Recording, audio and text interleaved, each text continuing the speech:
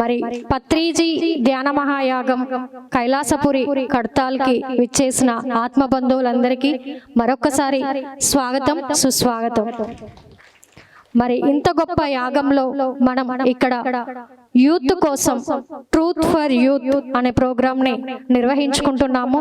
So మరి ఈ రోజు మనం డే 5లో ఉన్నాము. సో మరి ఇక్కడికి ఈరోజు మనకు ఈ ట్రూత్ ఫర్ యూత్ ప్రోగ్రాంలో చక్కటి జ్ఞానాన్ని అందించడానికి ఈరోజు మన ముందు ఉన్నవారు PWF global founder, silent valley founder అయినటువంటి ప్రకృతి ఉమా మహేష్ గారు. వీరు భిన్నంగా ఆలోచించు నేనింతే పుస్తకాల రచయిత. అంతేకాకుండా మన పత్రిజీ ఆశయమైనటువంటి ధ్యాన జగత్, శాకాహార జగత్, పిరమిడ్ జగత్ కోసం వీరు ఎంతగానో సేవలందిస్తూ ఎంతో కృషి చేస్తున్నారు. మరి ఈ గ్రేట్ మాస్టర్ ని మన చప్పట్లతో వేదిక మీదకి సాదరంగా ఆహ్వానించుకుందాము. Sir, please welcome.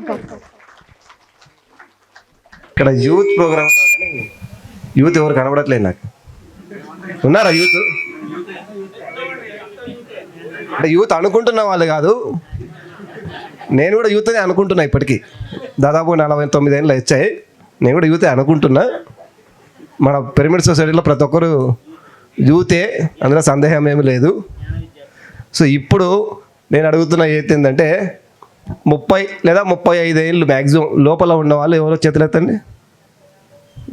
ఉన్నారు, వెరీ గుడ్. అయితే పెద్దవాళ్ళంతా కొద్దిగా వెనక్కి వెళ్ళి పిల్లల్ని ముందరికి పంపించాను ప్లీజ్. ఫస్ట్ 2-3 రోజు నాకు పిల్లలు కావాలి. సో టాపిక్ వచ్చేసి dare to be yourself. నా గురించి విన్నారా? చూశారు, విన్నారు మొత్తానికి వీడియోలు. Okay, so topic dare to be yourself. అంటే నేను తెలుగులో ఒక బుక్ రాసేది దాని మీద, నేనింతే. మనము మనగా ఉండడానికి, అంటే నేనుగా ఉండడానికి ఈ 30 ఏళ్ళలో ఎలా ఆలోచించాను, ఏం చేశాను, మనముగా ఎందుకు ఉండాలి? ఫస్ట్ ఆఫ్ ఆల్ ఏం అవసరం అండి మీరుగా ఉండడానికి?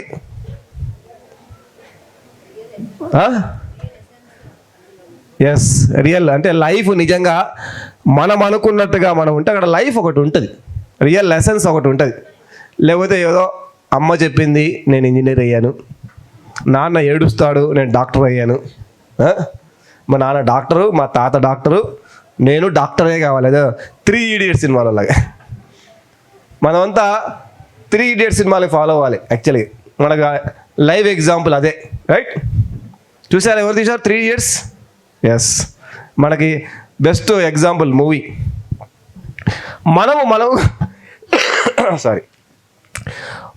మనముగా ఉంటేనే జీవితం. మనం అనుకున్న ప్రకారం మనం జీవిస్తేనే అది జీవితం. మరి ఏం చేయాలి? అందరూ ఏదో ఒకటి ఫోర్స్ చేస్తుంటారు కదా. అమ్మ ఒకటి చెప్తుంది. పెద్ద సమస్య ఏంటంటే మన ఇంట్లో ఒక 4-5 ఉంటారు. అమ్మ ఒకటి చేయమని చెప్తుంది, నాన్న ఒకటి చేయమని చెప్తాడు. ఒకవేళ అక్క ఉంటే అక్క ఒకటి చెప్తుంది. ఒకవేళ మనకంటే 2-3 ఏళ్ళు పెద్ద అన్న ఉంటే అన్న ఒకటి చెప్తాడు, బామ్మ ఒకటి చెప్తుంది, పక్కింటోడు ఒకటి చెప్తాడు, వెనకింటోడు ఒకటి చెప్తాడు, టీచర్ ఒకటి చెప్తాడు. నా జీవితం అయితే భ్రష్టు పట్టిపోయింది. నాకు 2 అన్నలు, ఒక అక్క, నాన్న, అమ్మ, ఇంకా బంధువులు, అది ఇది మొత్తం ప్రతి ఒక్కరు వచ్చి ఒకటి చెప్పేది. ఏది చేయాలి? ఏం చేయాలి? వీళ్ళు చెప్పింది చేస్తే వాళ్ళకి ఏడుపు, వాళ్ళు చెప్పింది చేస్తే వీళ్ళకి ఏడుపు, వాళ్ళందరూ చెప్పింది చేస్తే నాకు ఏడుపు, మనకి ఏడుపు. అవునా కదా? మనకి లోపల పాపం ఏదో చిరంజీవి సినిమాకి వెళ్ళి డ్యాన్స్ చేయాలనిపిస్తుంటుంది, లేదంటే బాలకృష్ణ సినిమాకి వెళ్ళి తొడగొట్టాలనిపిస్తుంటుంది. లేదు అన్నమయ్యకే వెళ్ళాలి అని వాళ్ళు అంటారు. నాకేమో కస 100 మంది లేపేసి సినిమాకి వెళ్దామనిపిస్తుంది. మన ఇంట్లో వాళ్ళేమో నువ్వు లేక నేను లేను, నువ్వే నేను, పోదాం ప్రేమించుకుందాం రా, ఇలాంటి దానికేమో తీసుకెళ్దామని ట్రై చేస్తూ ఉంటారు. దాదాపుగా 20 గంటలు పక్కనోడు చెప్పినట్టే జీవించాల్సి వస్తుంది. 4 గంటలు తినడం పడుకోవడం తప్ప 3-4 గంటలు మాత్రమే మన జీవితం మన చేతుల్లోకి వస్తుంది. దానివల్ల ఏమవుతుందంటే ఆత్మ నీరసించిపోతుంది. కొద్ది రోజులకి డల్గా అయిపోతాం.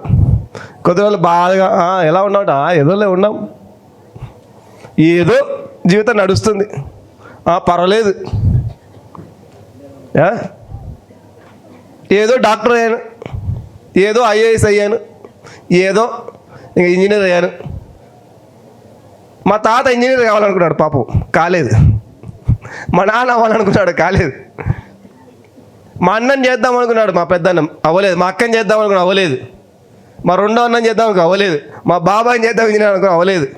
ఇంకా ఎవరికి చివరికి మిగిలింది ఒక మగాడు. ఊహ తెలిసినప్పటి నుంచి నాకు ఒక ఇంజనీర్ కావాలరా, మా ఇంట్లో ఒక ఇంజనీర్ కావాలి, మన వంశంలో ఒక ఇంజనీర్ కావాలి. మనిషి కావద్దా? ఇక్కడ మనుషులు ఎవరికి అవసరం లేదండి. మనకందరికీ ఒక సాఫ్ట్వేర్ ఇంజనీర్ కావాలి, ఒక డాక్టర్ కావాలి, లేకుంటే ఒక మార్కులు ఉన్న మనిషి కావాలి. అంటే మనం వద్దు.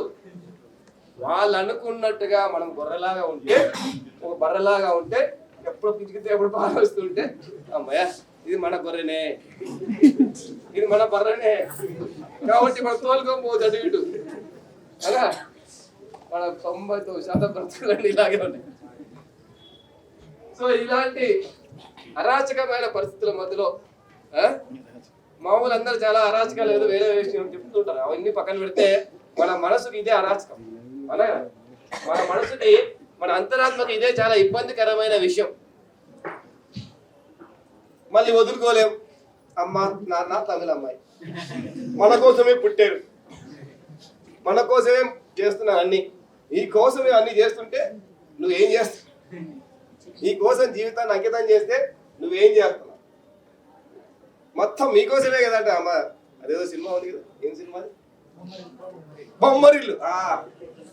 బొమ్మరిల్లు అమ్మ, బొమ్మరిల్లు నాన్న, బొమ్మరిల్లు భార్య, బొమ్మరిల్లు భర్త, బొమ్మరిల్లు అన్న. మన పాపం ఒక్కరినే చూపించారు మన జీవితంలో. అందరూ బొమ్మరిల్లే. వాళ్ళు అనుకున్నట్టు మనం ఉండాలి. ఒక్కడే నువ్వేమనుకుంటున్నావు అని ఒక్కడే అడిగడే. నువ్వు అసలు నీ ఆలోచన ఏంటి? మనకు అవన్నీ వద్దు. మన గొర్రె మనం ఏం గడ్డి పెడితే తినాలి, మనం ఎలా చెప్తే అలా చేయాలి. అది మంచి ప్రేమ. కానీ మళ్ళీ ప్రేమ అనేదో తాగిలేడు. నీకోసమే నీ మీద ప్రేమతో చెప్తున్నావు. ఇంత ఆల్మోస్ట్ అందరి లైఫ్లో అలాగే ఉంటాయి. మరి ఏం చేయాలి ఇప్పుడు? మరి యొక్క ఇంత టఫ్ టైంలో నుంచి, ఇలాంటి ఆ పద్మవ్యూహంలో నుంచి మనం ఎలా బయటపడాలి? ఏం చేయగలిగి ఉండాలి? ఏమి చేస్తే మనముగా జీవించగలుగుతాం? కనీసం కొంచెం సేపు. 24/7 కుదరలేదు. మనం అడవిలో లేము, మనం మనుషుల మధ్యలో ఉన్నాం. అడవిలో అయితే మన ఇష్టం. మనుషుల మధ్యలో ఉన్నాం కాబట్టి కనీసం కొన్ని గంటలైనా, రోజుకు కొద్దిసేపు అయినా మనముగా జీవించాలంటే మనం చేయగలిగిన పనులు ఏంటి, చేయాల్సిన పనులు ఏంటి అనేది ఈరోజు టాపిక్. రైట్? సో దాని గురించి మీకు ఏమైనా క్వశ్చన్లు ఉంటే అడగవచ్చు. ఇదేదో నేను మాట్లాడుతుంటే మీ చెవులే పని చేయాలి, లేకపోతే రేపు నెక్స్ట్ క్లాస్ ఉండదు అనే కాన్సెప్ట్ ఏంటి? ఇదంతా discussion. I like more discussion. దీనికి సంబంధించి ఇప్పుడు అనుకున్నావు కదా, అలాంటి సాధక బాధకుల గురించి మొహమాటం లేకుండా ఏమైనా ప్రశ్నలు, ఏమైనా సమాధానాలు ఉంటే నేను చెప్తా. సో మొట్టమొదటిగా అంటే మనముగా బతకాలంటే, నేనుగా బతకాలంటే మొట్టమొదటి కావాల్సిన క్వాలిటీ ఏంటండి? వెరీ గుడ్, మంచి ఆలోచన. పక్కన చెప్పుడు వాడు నేను రాదు. మనకు ఉండవలసిన ఆస్తి, ఒక స్థితి ఏంటి? ధైర్యం ఉండాలి. ధైర్యం ఉండాలి, మంచిది, కరెక్ట్.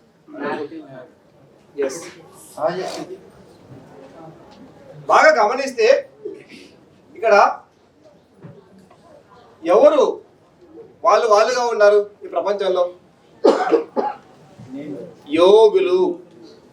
రైట్?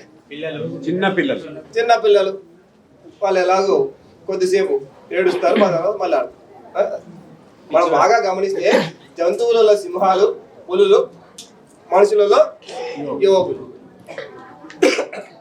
మరి వాళ్ళ దగ్గర ఉన్నది ఏంటి? మొదటగా వాళ్ళు ఎందుకు అలా ఉండగలిగి ఉన్నారు? కాన్ఫిడెన్స్ ఎక్కడి నుంచి వచ్చింది? కాన్ఫిడెన్స్ లేకుంటే క్వాలిటీ అంతా కూడా శక్తి. మనం అందరం అనుకుంటాం నేను కూడా అలాగే ఉండాలని. నేను అనుకుంటా 24/7 ధైర్యంగా ఉండాలి, కంట్రోల్ అని. కానీ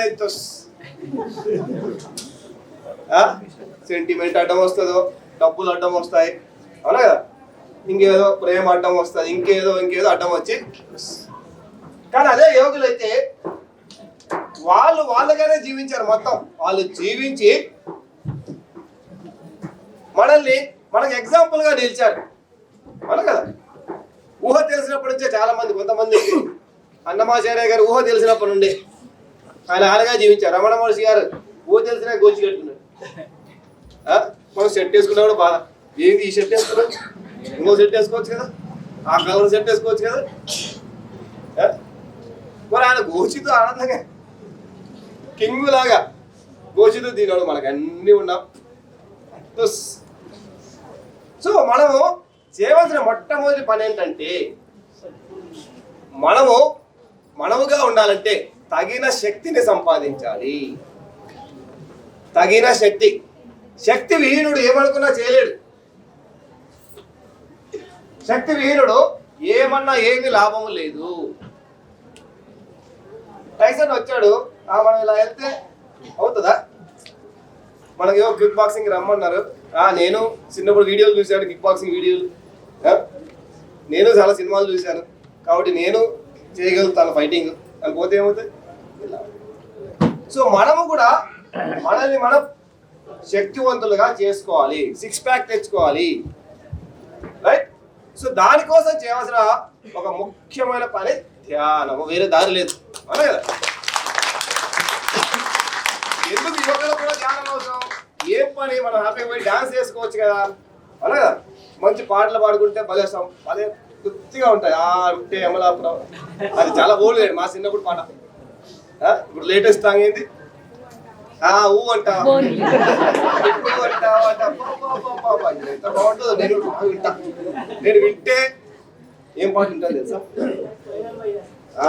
వింటే నేను కేవలం ఐటమ్ పాటలే ఉంటా. ఊపు వస్తుంది బాగా, ఊపు కోసం బాగా. లేదంటే మహేష్ బాబు పాట ఒకటి ఉంటుంది, అతోడు సినిమా పాట ఏంటంటే వెళ్ళు తుఫాను, అది కొంచెం ఊపు వస్తుంది. Inspirational song. మనగా ఉన్నాడు. నేను కూడా మహేష్ బాబు రోజుకి 100 సార్లు విని ఓకే నేను కూడా ఈ రోజు అన్నా నేను మహేష్ బాబులో అవుతాను, రైట్? సో మనం అందరం మొట్టమొదటిగా శక్తివంతులుగా తయారు కావాలి.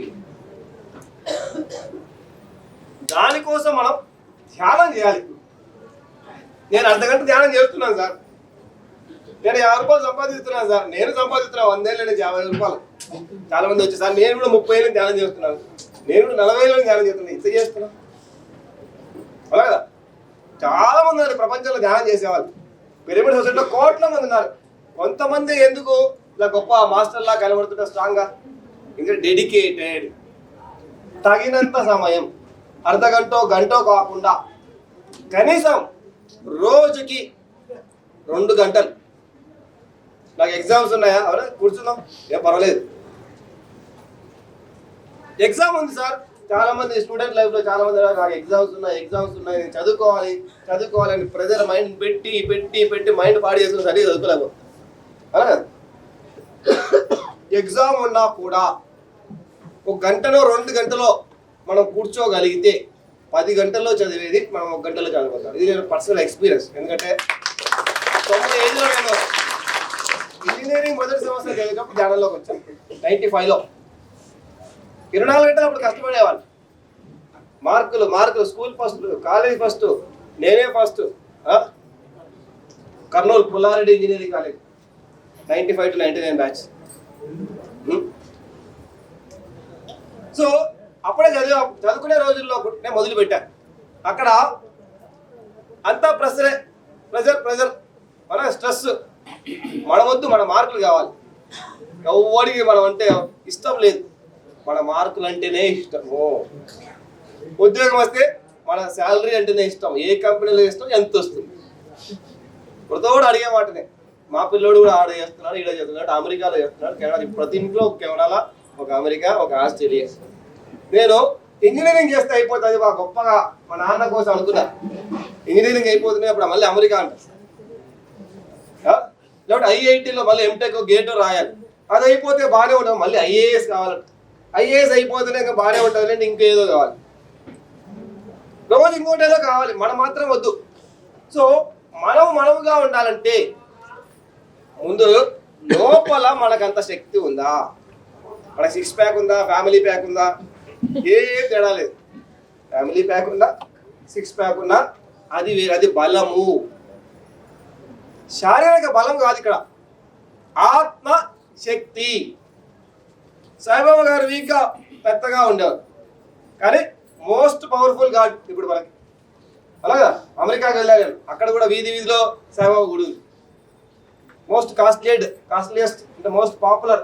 ఇప్పుడు ఎక్కువ ఫాలోయింగ్ చిరంజీవి, మన బాలకృష్ణ కంటే ఎక్కువ ఫాలోయింగ్ ఉన్న గాడ్ ఎవరంటే సాయిబాబా గారు. ఇప్పుడు గుడి అంటే సాయిబాబా గుడే కడుతున్నారు, ఎక్కడ చూసినా 90%, మిగతా ఆ తర్వాత అన్నట్టుంది. మరి ఎందుకు అలా అంటే ఆయనకున్న శక్తి ఒకటే శక్తి. మనం కూడా శక్తివంతులుగా తయారు కావడానికి ముందు టైం పెట్టాలి. ఫస్ట్ థింగ్స్ ఫస్ట్ అనే ఒక బుక్ ఉంది, ఎవరో చదవండి. ఫస్ట్ థింగ్స్ ఫస్ట్, ఏదైతే మొట్టమొదటి ఇంపార్టెంట్ హై ప్రయారిటీ ముందు దానికి టైం కేటాయించాలి. చాలా ఉన్నాయి సార్ ఇంపార్టెంట్వి, కానీ దాంట్లో అన్నిటికంటే top top top top priority ఏది, దానికి టైం కేటాయించు. నాకు ఇలాగే దీని గురించి చెప్పింది కొత్త సారే. ఒకసారి సార్ ఇలాగే స్టేజ్ మీద సకల కళలు మీరు నేర్చుకోవాలి, సకల కళా కోవిదులు అయిపోవాలి అని అలాగే సార్ చెప్తుంటారు. మీరు అది నేర్చుకోవాలి, ఇది నేర్చుకోవాలి, అన్నీ నేర్చుకోవాల్సిందే, అప్పుడు గొప్ప వాళ్ళు అవుతారు. అవునా అని సార్ చెప్పాడు. వెంటనే వెళ్ళి ఆ ఫ్లూటు, కీబోర్డు, తబలా, ఇంకా అది అన్నీ కొనుక్కొని వచ్చుకొని రోజు కొట్టుకుంటూ కూర్చున్నా. ఒకరోజు మా ఊళ్ళో వచ్చాడు సార్, ఏందిరా ఇవన్నీ చూసి. అంటే మీరు మొన్న చెప్పారు కదా సార్, నేను చెప్పింది నేను చేయాలి కదా. అవునవును చేయాలి, బాగానే ఉంది, నీకున్న టైం ఎంత. కాలేజీకి పోయి వచ్చి లెక్చరర్గా జాబ్ చేసి సంసారం పోయి మళ్ళీ ధ్యాన క్లాసులకు పోయి అది పోయి ముళ్ళు అర్ధగంట 15 నిమిషాలు, ఆ అర్ధగంటలో 15 నిమిషాలు ఏం నేర్చుకుంటావు. నేను చెప్తుంటా ఎంకరేజ్మెంట్ కోసం, అందులో టాప్ ఇంపార్టెంట్ నీకు ఏది. నేను చాలానే చెప్తా, నువ్వు ఫ్లూట్ నేర్చుకోమని చెప్తా, డాన్స్ నేర్చుకోమని చెప్తా, సకల కళలు నేర్చుకోమని చెప్తా. ఈరోజు ఈ జీవితంలో నీ లక్ష్యం ఏమిటి, అందులో టాప్ ఇంపార్టెంట్ ఏది. సో ఇప్పుడు మనం ఎదగాలి, మనముగా ఎదగాలంటే టాప్ ఇంపార్టెంట్ ఏంటంటే ధ్యానము. ఇందులో డౌట్ ఏమీ లేదు. నాకు పెళ్ళి ఉంది సార్ ఈరోజు, నా పెళ్ళి ఉంది ఈరోజు, అయినా ధ్యానం చేయాలి. నా పెళ్ళి ఉంది సార్, అయినా ధ్యానం చేయాలి. ఇప్పుడు నాకు పాప పుట్టింది సార్, అయినా ధ్యానం చేయాలి. నా పాప పుట్టింది 2008లో, వెంటనే అలా చూసి బాయ్ బాయ్ ధ్యానం. నా పెళ్ళే ధ్యానానికి జరిగింది 2001. ఆడపోయి స్టేజ్ మీద వెళ్ళి ధ్యానం మార్చున్నా, కిందకి వెళ్ళి మళ్ళీ వడ్డించు, అదేదో అది చెయ్యి, ఇది చెయ్యి, సేవ చెయ్యి. 5 నిమిషాలు పెళ్ళి అంట, 1 వారం రోజులు జరగాలి. 5 నిమిషాలు పెళ్ళి సరిపోదా మరి తాళి కట్టడానికి ఖచ్చితంగా కావాలి. పెళ్ళి అనేది మనసులో ఉండాలి, అవునా? ఏదో ప్రూఫ్ తాళి మంచిది, కానీ నా పెళ్ళి ఉంది, నా పిల్లల పెళ్ళి ఉంది కాబట్టి 2 నెలల నుంచి సెలవు ధ్యానానికి. నా పక్కింటి వాళ్ళ పెళ్ళి ఉంది కాబట్టి 1 వారం రోజులకి సెలవు. మా ఫ్రెండ్ ఉంది కాబట్టి ఇంకా 2 రోజులు సెలవు. అంటే ఏది వచ్చినా ముందు ధ్యానాన్ని పక్కన పెడతాం. ధ్యానం అడ్డం మనకి నో. మొట్టమొదటి క్వాలిటీ, మొట్టమొదటి ప్రాక్టీస్, మనం ధ్యానం అనేది చేసుకోగలిగితే రోజుకి కనీసం 2 గంటలు, అప్పుడు మనం స్ట్రాంగ్గా తయారవుతాం. ఆ స్ట్రాంగ్గా తయారైతే అప్పుడు ఏదో చిన్న మన మీద వచ్చి పడినా 99.99% మనముగా ఉండగలుగుతాం. మనలో మీరు ఎనర్జీ లేదు, మనలో శక్తి లేదు, ఎవరో ఏదో చెప్తారు మనం మీకే పడిపోయి. అవునా కదా? మా అమ్మ చెప్పేది, ప్రేమ పేరుతో ఇబ్బంది పెడుతున్నది తెలియకుండా తల్లిదండ్రులు. ఒకవేళ మీరు తల్లిదండ్రులుగా మారి ఉంటే ఇప్పటికైనా అర్థం చేసుకోండి మా బాధ, మా పిల్లల బాధ. ఊరికే వృత్తకండి, ఊరికే నీ బుర్రలో ఉన్న అది ఇది ఇది చేయి వృత్తకండి. పొద్దున్న లేచి నువ్వు అది చూడు ఇది చేయి అలా ఉండు. పక్కింటోడు చూడు అమెరికా పోయాడు, పక్కింటోడు చూడు లక్ష సంపాదిస్తున్నాడు, నువ్వేం చేస్తున్నావు? దయచేసి మా మా పిల్లలు బాగా ఎప్పుడు అర్థం చేసుకుంటారు. ఇక్కడ పెద్దవాళ్ళు కూడా ఉన్నారు కాబట్టి చెప్తారు. రిక్వెస్ట్ మీకు అందరికీ రిక్వెస్ట్ ఏంటంటే ఇప్పటికైనా మారండి. మారవలసింది ఇప్పుడు పిల్లలు కాదు, పెద్దలు. పిల్లల్లో పాపం లోపల ఇంట్యూషన్ ఏదో చెప్తూ ఉంటది. పుడుతూనే 5 ఏళ్ళు 10 ఏళ్ళ నుంచే వాళ్ళకి లోపల ఏదో వాళ్ళ మనసు అంతరాత్మ చెప్తూ ఉంటది. అది అంతా తొక్కి ఇది కాదు అది కాదు అలా ఉండాలి ఇలా ఉండాలి ఇది చేయాలి అది చేయాలి. ఇంకా షర్ట్ వేసుకోవడం దగ్గర నుంచి ఇంకా జుట్టు వేసుకోవడం దగ్గరికి వరకు జుట్టు ఇలా కాదు ఇలాగే ఉండాలి. ఇలా ఉంటేనే మన పద్ధతి ప్రకారం మగరాయుడు అంటారు. ఇలా ఉంటేనే అందము. ప్రతి దానిలో వేలు పెట్టి పెట్టి పెట్టి పెట్టి దయచేసి హింసకు గురి చేయండి, చేయకండి. చేయకండి. ఇంతకు మించిన హింస లేదు. అహింసో పరమో ధర్మ మనం అందరికి చెప్తూ ఉంటాం. అంతకంటే పెద్ద చికెన్ మటన్ తినడం కంటే పెద్ద హింస ఏంటంటే పక్కనోడిపై మన అభిప్రాయాలు రుద్దడం, చపాతీ రుద్దినట్టు. చేసి మనం పాటించాల్సిన మొట్టమొదటి విషయం పెద్దలు, పిల్లలు కాదు. పిల్లలు ఆల్రెడీ పాపం ఆ స్వేచ్ఛ భావన ఉంటాయి. సో మా అమ్మ కూడా వద్దనేది, మా నాన్న వద్దనేవాడు. ఇప్పుడు కాదు, బాగా డబ్బులు సంపాదించిన తర్వాత ధ్యానం చేయాలి. డబ్బుంటే గౌరవం ఈ సమాజంలో. నా డబ్బును చూసి గౌరవం ఇచ్చేవాడు మనకెందుకు అన్నా కదా. నా షర్టును నా ప్యాంటును చూసి అబ్బా మంచి షర్ట్ ఉంటేనే గౌరవం, అంటే షర్టుగా గౌరవం నాకే అన్నా కదా. తెలుసో తెలియకో రుద్దేమన ఇవన్నీ ఆలోచనలు. షర్ట్ ఉంటే గౌరవం, కారు ఉంటే గౌరవం. ఒకసారి క్లాస్కి వెళ్ళి ఎక్కడో సార్ ఏం సార్ చిన్న కారు వేసుకొచ్చారండి. నేను నా దగ్గర అప్పట్లో అది ఉండే మా ఏది టాటా నానో కారు వేసుకొని వెళ్ళాలి. మీరు పెద్ద మాస్టర్ కదా పెద్ద కారులో వస్తారేమో అనుకుని. నువ్వు కొని కొనుక్కుంటే లేదు నేనెందుకు కొనిస్తా, నువ్వు ఇస్తానంటే నేను వద్దంటానా. ఆడ క్లాస్ కంటే నేను పొడుగు కారు వేసుకొని పోవాలండి. అప్పుడే నేను 30 years ఇండస్ట్రీ ఇక్కడ. నా ఇష్టం భయ్, నేను ఇంతే నా ఇష్టం వచ్చి కారం వేసుకొని వస్తా. ఒకసారి ఇక్కడి నుంచి ఓంకారానికి వెళ్ళాల్సి వచ్చింది, ఓంకారేశ్వర పిరమిడ్కి. అప్పుడు నేను ఓంకారేశ్వర పిరమిడ్లో ట్రస్టీగా చేస్తున్నా. పత్రిసారిని తీసుకొని వెళ్ళాలి. నా దగ్గర ఉండే నానో కారు. అందరూ సార్ ఇట్లా ఈ కారులో వస్తే ఎట్లా, నేను పోయి పెద్ద కార్లు తీసుకొస్తాను. ముందర వెళ్ళి అందరు ఆడ లైబ్రరీ ఉంది కదా అప్పట్లో, లైబ్రరీ ముందర అన్ని పొడుగు కార్లు నిలబెట్టారు పెద్ద పెద్దవి. అన్నీ చూసి సార్ అలా వచ్చి నా కారుకి పదరా భలే ఉంది ఈ కారు తిప్పరా బండి అన్నట్టు. మీ ఇష్టం, మీరు ముందర పోయి పెట్టుకుంటే ఆయన ఎక్కితే ఆయన ఇష్టం. మనం బలవంతం లేదు. సార్ కంఫర్ట్ ఇవ్వాల్సిన బాధ్యత మనదే. కానీ సార్కి కూడా కొన్ని ఇష్టాలు ఉంటాయి కదా. సార్ ఎక్కడెక్కాలి, ఎలా ఎక్కాలి, ఏ కారులో ఎక్కాలి ఆయనకు తెలియదా. నేను దూరంగా వెళ్ళి పెట్టుకున్నా. కానీ సార్ చక్కగా అన్నీ చూసుకుంటూ వచ్చి ఓకే ఇది నా కారు,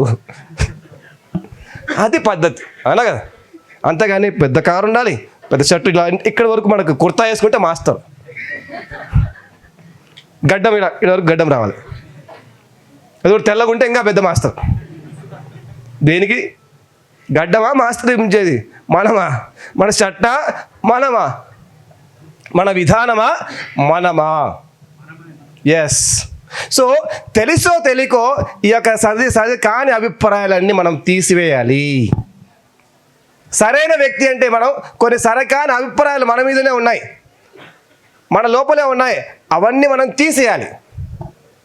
సో ధ్యానం తర్వాత నెక్స్ట్ పాటించాల్సిన విషయం నేనుగా ఉండాలంటే జ్ఞానం ఉండాలి. మనకు తెలీదు, ఏమి చేయాలో తెలీదు. మన అదృష్టం ఏంటంటే నేనుగా ఉండాలంటే నా ఇష్టం వచ్చింది చేయొచ్చు అనుకుంటా. కాదు, నాకు ఇష్టం వచ్చిందంతా చేస్తే అది సరైన విధానం కాదు.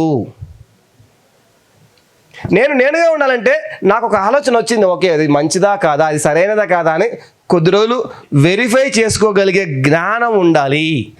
ఆ జ్ఞానం ఎక్కడ దొరుకుతుంది? మళ్ళీ ధ్యానం ఆల్రెడీ చేసేసాం. యోగుల దగ్గర దొరుకుతుంది, యోగుల పుస్తకాల్లో దొరుకుతుంది జ్ఞానం. ఎవరో సక్సెస్ సాధించారు, వాళ్ళ దగ్గర సక్సెస్కి దారి తెలుస్తుంది. మనకు కావాల్సిన సక్సెస్ కాదు,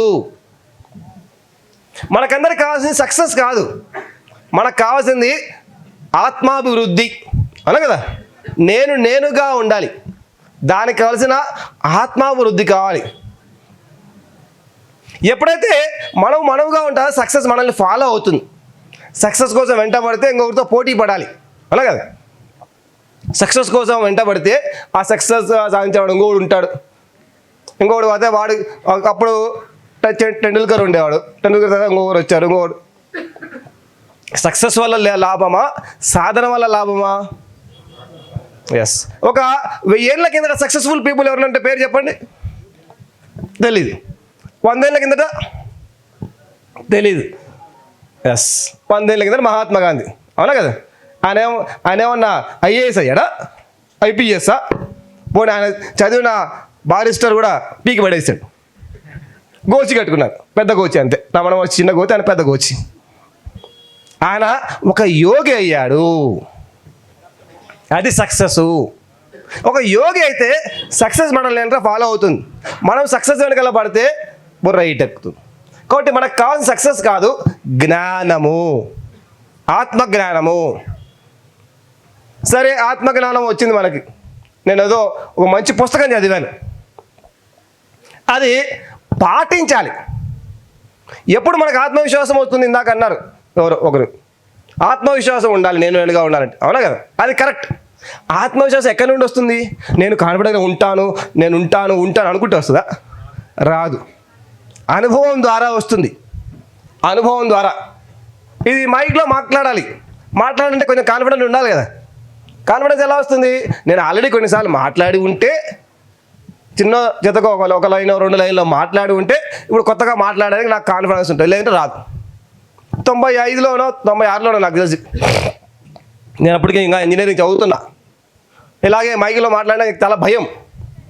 స్టూడెంట్ లైఫ్లో స్టేజ్ వరకు వెళ్ళి మళ్ళీ వెనక్కి వచ్చాను, మాట్లాడదాం. అప్పట్లో మనకు స్కూల్లో పిలిచేవాళ్ళు, August 15th రిపబ్లిక్ డే ఎవరైనా వచ్చి మాట్లాడంటే వెళ్ళి ఆడవరకు వెళ్ళి వద్దురేనా భయం. ఒకరోజు ఇలాగే పంచలింగాల అని కర్నూలు పక్కన ఒక ఊరు ఉంటుంది. ఆ ఊర్లోకి ఇలాగ అందరం మా సీనియర్స్తో కలిసి ధ్యాన ప్రచారం అంటే వెళ్ళాను. వెళ్తే పెద్ద సర్పంచ్ వచ్చారు, ఊర్లోకి ఇలా 100 మంది వచ్చారు, పెద్ద స్టేజ్ ఏర్పాటు చేశారు, అంతా బాగుంది. నేను ఒక చిన్న వాలంటీర్ లాగా పాంప్లెట్లు పంచాను, అంతా బాగానే ఉంది. కొద్దిసేపటి తర్వాత ఆ సీనియర్లు తెలివిగా ఏం చేశారు, నన్ను తోసేసి స్టేజ్ పైకి వెళ్ళిపోయారు. నాకు మైక్ పట్టుకోవడం, హలో మైక్ టెస్టింగ్ అనేది కూడా రాదు నాకు ఇప్పుడు. అలాంటిది ఒక ఇంజనీర్ వచ్చాడు మీకోసం స్పీచ్ ఇవ్వడానికి అని చెప్పేసి వెళ్ళిపోయారు. వాళ్ళు ఎక్కడ కూర్చున్నారు, ఏం చేయాలో అర్థం కాలేదు. అనుభవమే జ్ఞానము. అప్పుడు ఒక యోగి ఆత్మకథలోనే ఒక పాయింట్ గుర్తొచ్చింది. ఒక యోగి ఆత్మ చదివారు ఎవరన్నా? ఒక యోగి ఆత్మకథ. దాంట్లో కూడా ఆయన ఒక షిప్లో ఎక్కినప్పుడు ఆయన ఒకసారి అనుకోకుండా ఆయన పిలుస్తారు.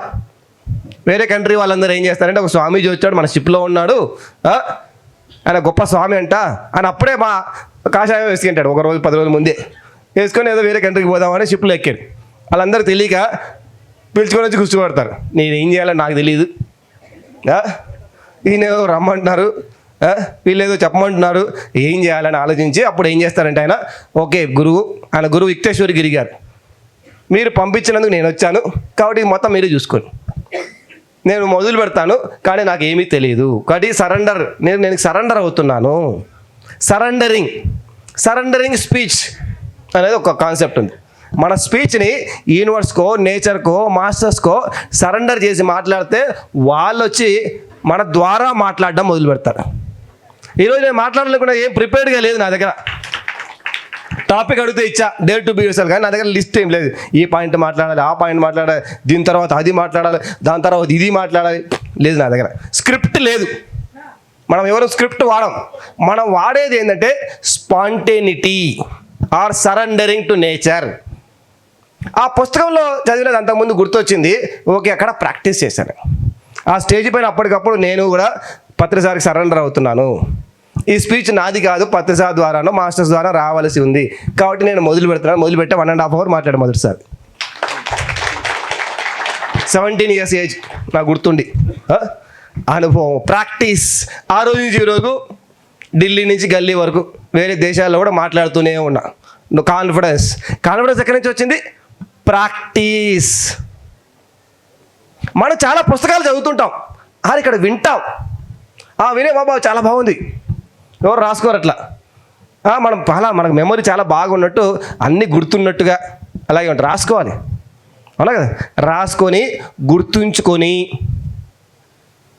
చిన్న లైన్ అయినా పాటించాలి. పాటించేటప్పుడు మళ్ళీ పక్కన డిస్టర్బ్ చేస్తుంటాడు. నువ్వు అలా కాదు ఇలా ఉండాలి, ఇలా కాదు అలా ఉండాలి. పర్వాలేదు భయ్, నా బావిలో నేను దూకుతా, నా ఇష్టం. ఒక్కరోజు వదిలిపెట్టు, 2 రోజులు వదిలిపెట్టు, అవునా కదా? ఇలా చేయొద్దు అలా చేయి అన్నీ మళ్ళీ.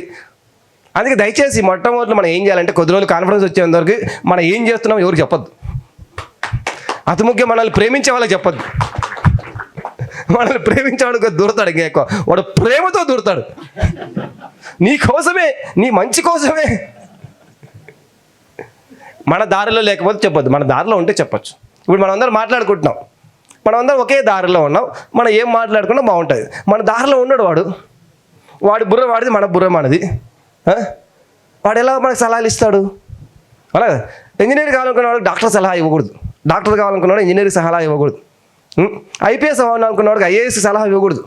వాడి ఫీల్డ్ వేరే, వాడి దారి వేరే, వాడి తప్పు ఒప్ప అనవసరం, వాడి దారి వేరు. మన దారిలో లేని వాడికి మన అన్ని విషయాలు చెప్తే ఏమవుతుంది? వాడు మొత్తం పుల్లలేస్తాడు, అడ్డు పుల్లలేస్తూనే ఉంటాడు, మనల్ని మనగా జీవించకుండా చేస్తాడు. కాబట్టి మనం మొట్టమొదట గుర్తుంచుకోవాల్సిన విషయం ఏంటంటే మనవుగా ఉండాలంటే అది ధ్యానమా ఇంకొకటో అవసరమైన వ్యక్తులకి మనం మన విషయాలు చెప్పాలి. లక్ష్యం పెట్టుకోవాలనుకున్నాం, అవునా కదా? ఆ లక్ష్యం గురించి పోయి చెప్పకూడదు. నేను వెళ్ళి చిన్నప్పుడు మా అమ్మ దగ్గర అమ్మ నేను బుద్ధుని అవుదాం అనుకుంటున్నాడు. నువ్వు నీ ముఖం నువ్వు చక్కగా ప్యాంట్ వేసుకో, చక్కగా చదువుకో, బుద్ధుడు అవుతాడు. బుద్ధి లేడు నీకు, నువ్వు బుద్ధుడు ఎట్లా అవుతావు భయ్? మన ఇంట్లో వాళ్ళకి చెప్తే అసలుకి భయపడతారు. నేను వెళ్ళి బుద్ధుని అవుదాం అనుకుంటున్నాను డాడీ. మమ్మీ అంటే వీడికి ఏదో అయింది, వీడిని కట్టేయండిరా.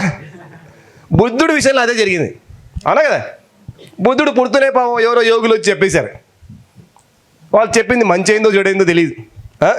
వాళ్ళు చెప్పేసి అయితే మహాయోగి అవుతాడు లేకపోతే మహారాజు అవుతాడని డౌట్ వచ్చేసింది. అవునా ఈయన మహాయోగి అయ్యే అవకాశాలు ఉన్నాయా అని మొత్తం పెద్ద జైల్లో వేసాడు ఆయన. ఎప్పుడు బయటికి రానికుండా మొత్తం అన్నీ కూడా అక్కడ లేనివి ఏమీ ఉండవు, ఇంకా మొత్తం అనుభవాలు అన్ని రకాల అన్నీ పెట్టేశాడు, అన్ని లగ్జరీస్ పెట్టేశాడు. ఇన్ని లగ్జరీస్ ఉంటే బయటికి పోకుండా ఉంటాడేమో వాడు. అవి చూసి చూసి చూసి చూసి చూసి ఇంతేనా, అదే ప్లస్ పాయింట్ అయిపోయింది. ఇంకేదో ఉన్నాను దొంగగా బయటికి వెళ్ళాడు. వాళ్ళ ఇంట్లో వాళ్ళకి చెప్పలే, బుద్ధుడు ఇంట్లో వాళ్ళకి చెప్పి బయటికి వెళ్ళలే. బయటికి వెళ్తూనే మళ్ళీ కొత్త ప్రపంచాన్ని చూసాడు. నేను ఉంటున్న ప్రపంచం వేరు, ఇక్కడ ఇంకేదో ప్రపంచం ఉంది, నేను తెలుసుకోవాలి, నేను అసలు సత్యం ఏందో తెలుసుకోవాలి. అలాగా బుద్ధుడు కాకుండా ఉండాలని మహాప్రయత్నాలు చేసింది వాళ్ళ తల్లిదండ్రులే, అలా కదా? అడ్డుకోవడానికి సర్వ ప్రయత్నాలు చేశారు, కానీ అదే రివర్స్ అయింది. ఎక్కువ ప్రయత్నం చేస్తే ఎక్కువ రివర్స్ అవుతుంది. మనం కూడా ఏం చేయాలంటే మన పక్కనోడి మనం ఎక్కువగా రుద్దొద్దు మన విషయాలు. మనం ఎక్కువ రుద్దామనుకో వాడు చూసి తప్పించుకుపోతాడు. కుక్క పిల్ల కూడా మనం కట్టేస్తే కొద్దిసేపు తర్వాత వదిలేసుకుంటే పారిపోతుంది. అదే మనం బిస్కెట్ వేసామనుకో కుక్కకి మన దగ్గర ఉంటుంది, కట్టేసి నీకు మంచి బిస్కెట్ పెడతా మంచి చాక్లెట్ ఇస్తా అంటే కూడా కొద్దిసేపటి తర్వాత తాడు వదిలేస్తే పారిపోతా. ప్రతి మనిషికి స్వేచ్ఛ కావాలి, రైట్? స్వేచ్ఛని ప్రపంచంలో స్వేచ్ఛని కోరుకుంటున్నాడు ప్రతి మనిషి. తానుగా ఉండాలని కోరుకుంటున్నాడు. మనం వెళ్ళి ఇంకొకరి జీవితంలో దూరం ఏంటి? మన జీవితంలో ఇంకొకటి దూరకూడదు అనుకున్నప్పుడు మనం కూడా ఇంకొకరి జీవితంలో దూరకూడదు. సో మనకు తెలిసిన ఒక చిన్న పాయింట్ అయినా సరే మనం పాటించాలి. పాటించడం అంటే మాట్లాడడం కాదు, గొప్పగా దాని గురించి వర్ణించి స్టేజ్ పైకి వచ్చి మైక్లో ఒక పుస్తకం చదివేసి ఈ మధ్యకాలంలో బాగా వింటున్నా, ఆ పుస్తకాలు బాగా వచ్చేసాయి కాబట్టి పుస్తకాన్ని తీసేసుకొని క్లాస్ చెప్పడానికి పుస్తకం చదువుతున్నారు. ఈ పుస్తకం గురించి క్లాస్ చెప్పాలి లేదు, ఈ పుస్తకంలో తెలిసిన ఒక విషయాన్ని నేను పాటించాలి. పాటించిన తర్వాత ఆ పాటించడం వల్ల వచ్చిన అనుభవ జ్ఞానాన్ని పంచుకోవాలి. ఒక నిమిషం మాట్లాడినా పర్వాలేదు, ఎవరో మనల్ని వచ్చి ఫుల్ డే క్లాస్ అడిగారని ఫుల్ డే క్లాస్ చెప్పాల్సిన అవసరం లేదు. ఇక్కడ ఎవరైనా క్లాసెస్ చెప్పేవాళ్ళు ఉంటే దయచేసి గుర్తుపెట్టుకోండి. ఎవరైనా మిమ్మల్ని క్లాసెస్ పిలుస్తున్నారంటే ఎవరో అడిగారని మనం వెళ్ళి మార్నింగ్ టు ఈవినింగ్ క్లాస్ చెప్పాలి. మార్నింగ్ టు ఈవినింగ్ ధ్యానం చేపిద్దాం, ఏం పోయింది? మన అన్నిటికంటే ముఖ్యం ధ్యానమే కదా. సో తెలిసిన ఒక చిన్న విషయం పాటించాలి. అది ఒక 10 రోజులు, నెల రోజులు, 40 రోజులు, 50 రోజులు పాటించగా అప్పుడు మనకు అనుభవపూర్వకమైన రియల్ కాన్ఫిడెన్స్ వస్తుంది. థియరిటికల్ కాన్ఫిడెన్స్ కాదు మనకు కావాల్సింది, practical confidence. Practical confidence will come only by practice, వేరే దారి లేదు. ఎవరో ఏదో పాటిస్తున్నారు మనకు అనవసరం. నాకు నా లక్ష్యానికి తగిన ప్రాక్టీస్ ఏంటి, నేను ఏం ప్రాక్టీస్ చేయాలి సార్ అనగా చాలామంది డౌట్ అదే. మీరు ప్రాక్టీస్ చేయండి అంటారు, కానీ నేను ఏం ప్రాక్టీస్ చేయాలి? నాకు సార్ చెప్పారు, లక్ష్యం, నీకేమైనా లక్ష్యం ఉందా? ఆ లక్ష్యం లేకపోతే ఏం ప్రాక్టీస్ చేయాలో తెలియదు. అందుకే మరొక పాయింట్, ఆత్మవిశ్వాసంతో పాటుగా మనకు ఉండాల్సింది ఏంటంటే లక్ష్యము. నేను దేనికోసం బతకాలి అసలు? ఎవరు అమ్మ చెప్పినట్టు బతకాలా? ఇంకెవరో ఏదో చెప్పినారు నేను ఐఏఎస్ అవ్వడం బతకాలా, ఐపీఎస్ కావడానికి బతకాలా, లేకుంటే అసలు నేను బుద్ధుని కావడం కోసం బతకాలా, సాయిబాబా కావడం కోసం బతకాలా? నీ దేనికోసం బతకాలి? నా జీవిత లక్ష్యం ఏమిటి? నా జీవిత గమ్యం ఏమిటి? అది ఫస్ట్ డిసైడ్ చేసుకొని దానికి తగిన ఏదైనా చిన్న చిన్న విషయాలు ఉంటే, మొత్తం అంతా ఒకటేసారి అర్థం కాదు. ఇక ఢిల్లీకి వెళ్ళాలి, మొత్తం రూట్ మ్యాప్ అంతా అర్థమైపోతుందా? అర్థం కాదు. రఫ్గా ఇక్కడ నుంచి లెఫ్ట్ రైటు అక్కడ ఆ రోడ్డు వరకు కొంతవరకు అర్థమవుతుంది. ఆ తర్వాత మెల్లమెల్లగా మనకు అర్థమవుతూ ఉంటుంది. కానీ ఓవరాల్గా మన లక్ష్యం డిసైడ్ చేసుకుంటే ఆ లక్ష్యానికి తగిన చిన్న చిన్న విషయాలు ఏదైతే ఉంటాయో, లక్ష్యానికి తగిన విషయాలు మనం పాటించాలి. చిన్న తీసుకుందాం మొదటగా. సార్ ఏ విషయాలు పాటించాలి? చిన్న తీసుకుందాం, చాలా చిన్నది. నా లక్ష్యము నేను ఆనందంగా ఉండడం. ఫర్ ఎగ్జాంపుల్, ఆనందంగా ఉన్నట్టు ఏం చేయాలి? నేను ఆనందంగా ఉండాలి, శక్తివంతంగా ఉండాలి, దానికోసం ధ్యానం చేయాలి, అది మనకు మొదలుగా తెలుసు. ఇంకా ఏమైనా చేసేది ఉందా? బుక్స్ చదవాలి. సో రోజు బుక్స్ చదవాలి అలా కదా. సో పుస్తకాలు చదవడం అనే ప్రాక్టీస్ చేయాలి. ఒక పుస్తకం 2 పుస్తకాలు కాదు, కొన్ని వేల పుస్తకాలు చదవాలి. నేను పిరమిడ్ సొసైటీలోకి వచ్చిన తర్వాత కొన్ని వందల పుస్తకాలు చదివాను. మొత్తానికి ఇప్పటికీ ఇప్పటికి నేను ఒక 10,000 పుస్తకాలు చదివింటా. సార్ దగ్గరికి వెళ్ళాను మొదట్లో 95, 96లో.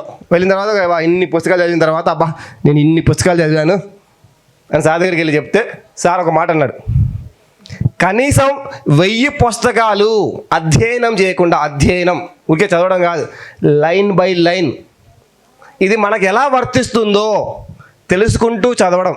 ఊరికే డైరెక్ట్ చదవడం అంటే నేను కూడా కొన్ని లక్షల పుస్తకాలు చదివేయచ్చు ఇప్పటికే.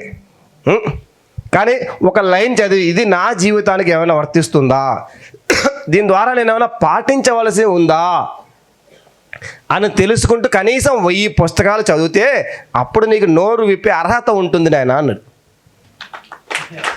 అర్హత కొంచెం ఇంత అర్హత వస్తుంది. నేనేదో పుస్తకం చదివేశాను, నేనేదో చెప్పేస్తాను, చెప్పడానికి రాలేదు మనం.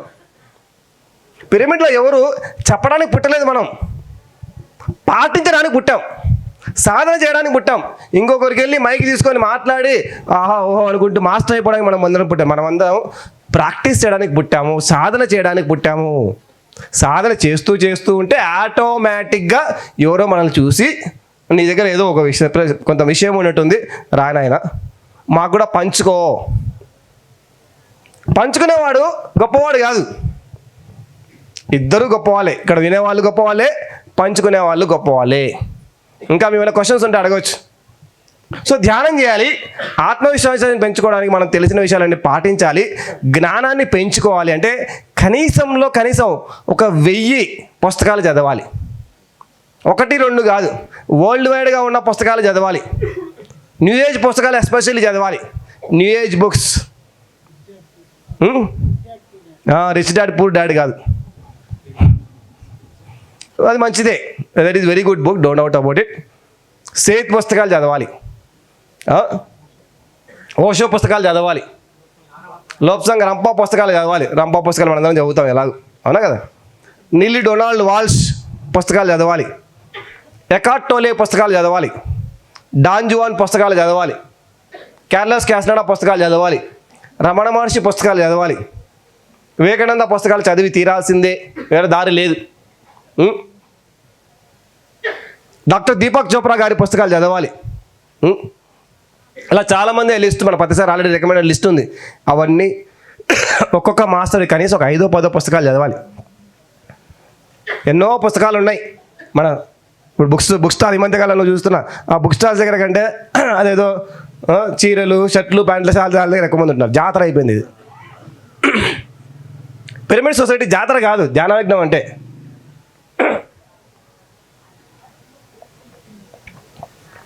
ఒకసారి ఇలాగే 97-8 ప్రాంతంలో ఇలాంటి ప్రోగ్రాం కర్నూలులో పిరమిడ్లో జరిగేది. సార్ ఒక మాట అన్నారు, మీరందరూ పుస్తకాలు కనుక్కోకపోయినా పర్లేదు, బయట సాయి కుమార్ రెడ్డి గారు స్టాల్ పెట్టారు, కనీసం పుస్తకం ఓపెన్ చేసి అందులో ఏముందో ఒక లైన్ అయినా చదవంటారు ఆయన అన్నారు. ఇన్ని బుక్ స్టాల్స్ ఉన్నాయి, ఎవరి కోసం పెట్టాం? ఒకప్పుడు మా పరిస్థితులు ఎలా ఉండేవంటే, ఒక పుస్తకం కొనుక్కోవడానికి ఇక్కడి నుంచి ఢిల్లీకి పోయిన రోజులు ఎన్నో ఉన్నాయి, బాంబేకి పోయిన రోజులు ఎన్నో ఉన్నాయి, ఎన్నో వందల సార్లు బెంగళూరుకి వెళ్ళాను ప్రతిసారి చెప్పిన పుస్తకాలు తెచ్చుకోవడానికి. ఎంతో కష్టపడి వాటిని ట్రాన్స్లేట్ చేసి, అప్పుడు అన్నీ ఇంగ్లీష్ పుస్తకాలే ట్రాన్స్లేట్ చేసి మన కోసం అని ఇక్కడ బుక్ స్టాల్స్ పెడితే మనకు అవన్నీ వద్దు, ఐస్ క్రీమ్ కావాలి, హల్వా కావాలి, మనకి ఇంకేదో కావాలి, ఆడ పూసల దండ కావాలి.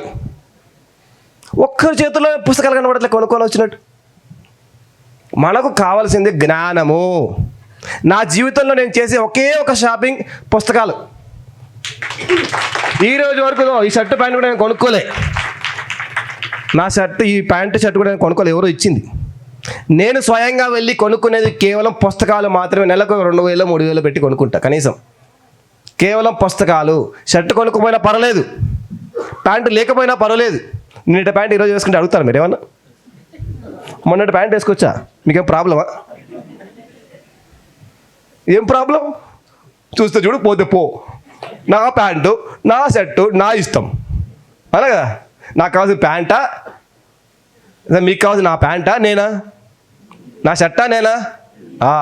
నన్నుగా గుర్తించే వాళ్ళు నాకు కావాలి, అలా కదా. నా షర్టు చూసి నేనుగా ఎప్పుడు ఉండగలుగుతా? తగిన జ్ఞానం ఉంటే కదా. బుర్రలేనివాడు ఎలా ఉంటాడు? బుర్రలేనివాడికి అంతే అజ్ఞానపు ఆలోచనలు వస్తుంటాయి, అహంకారపు ఆలోచనలు వస్తూ ఉంటాయి. జ్ఞానం లేని వాడికి అహంకారపు, మూర్ఖత్వపు, ద్వేషపు ఆలోచనలు వస్తూ ఉంటాయి పక్కన వాడి మీద. అదే జ్ఞానం ఉన్నవాడికి ప్రేమపూరితమైన ఆలోచనలు వస్తుంటాయి, ప్రపంచాన్ని నేను ఏం చేయగలుగుతాను ఆలోచన వస్తూ ఉంటాయి. అందుకే జ్ఞానం పెంచుకోవడానికి పుస్తకాలు చదవాలి. ఒకసారి రోజురాజు దినేష్ ఒక పుస్తకం కొనుక్కోవడానికి వెళ్ళాడు. వెళ్తే అది ఆయన అప్పట్లో పేపర్ బాయ్గా పనిచేసేవాడట. ఆయన నెల జీతం అంట ఆ బుక్ కాస్ట్. ఆయన పేపర్ బాయ్గా పనిచేస్తే 2 నెలల్లో ఎంతో కష్టపడితే వచ్చిన డబ్బు కాస్ట్, ఆయన కొనాలనుకున్న పుస్తకం కాస్ట్. అవునా అని చెప్పేసి అది కొని 2 నెలలు ఆయన బాంబేలో రోడ్డు మీద చెట్టు కింద బతికాడు. అది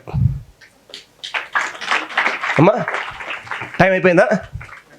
ఓహో, నేను ఇంకా క్వశ్చన్ అడుగుదాం అనుకున్నా ఒక గంట సేపు, తెలియకుండానే గంట అయిపోయింది. సరే, సో పుస్తకం చాలా విలువైనది. మనముగా ఉండాలంటే మనకు తగిన జ్ఞానం ఉండాలి. తగిన జ్ఞానం కావాలి అంటే తగిన పుస్తకాలు చదవాలి.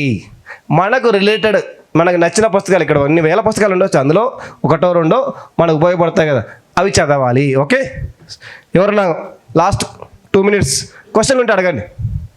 క్వశ్చన్స్.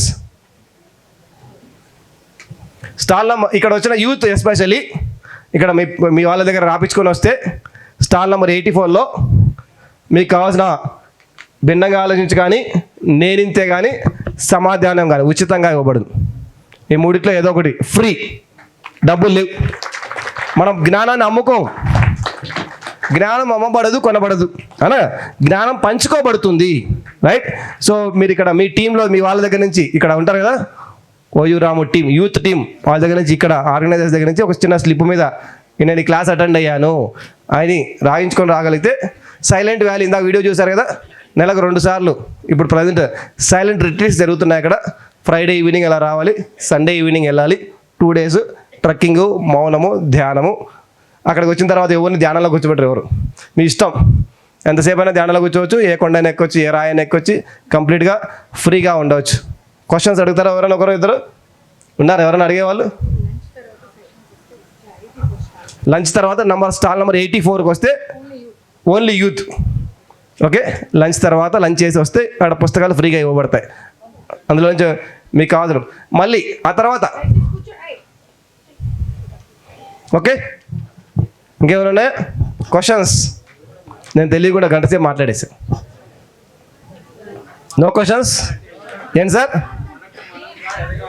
ఇప్పుడు అదే కదా చెప్తున్నా ఇంతసేపు. చెప్పమ్మా.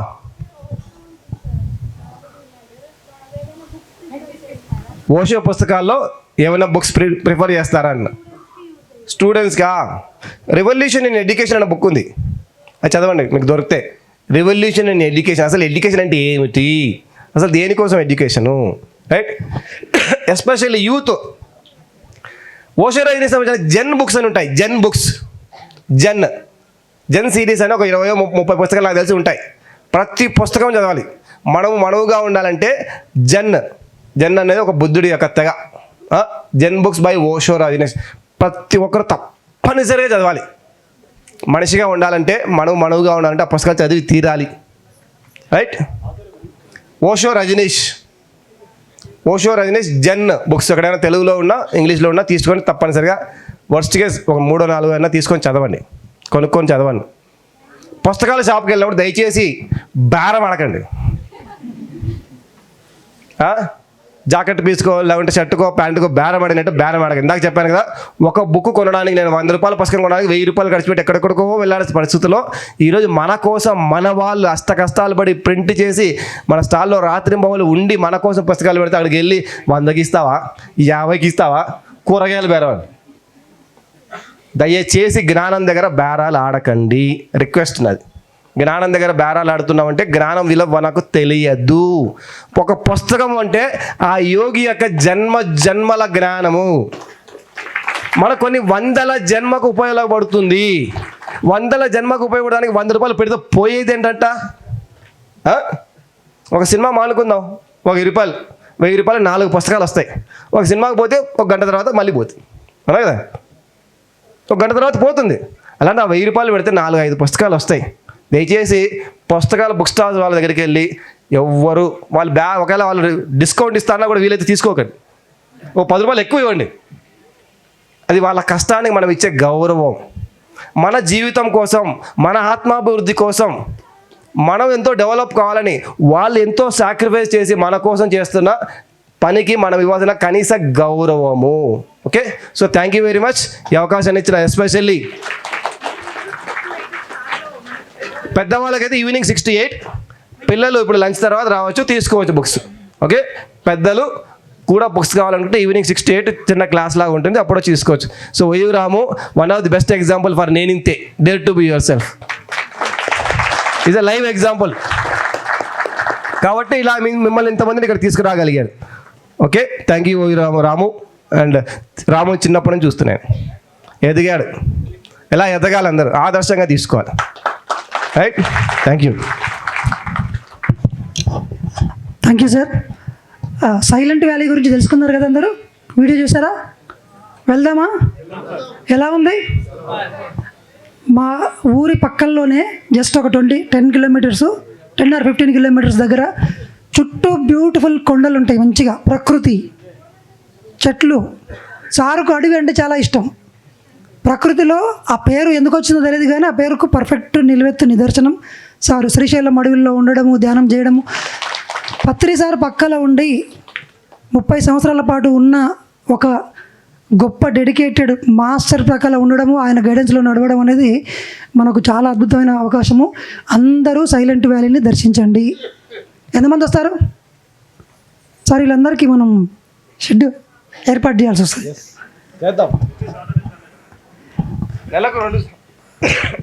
నెలకు 2 సార్లు మా 84 స్టాల్కి వస్తే గ్రూప్లో యాడ్ చేస్తారు.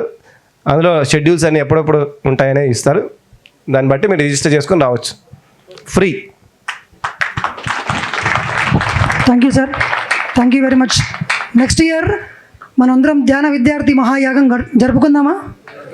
ధ్యాన విద్యార్థి మహాయాగం మీరు ఇప్పుడు బలమిస్తే నెక్స్ట్ ఇయర్ జరుగుతుంది. మాకు ఇప్పుడే వచ్చింది ఆలోచన, మేము ఇద్దరం ఇప్పుడే డిసైడ్ చేసుకున్నాం.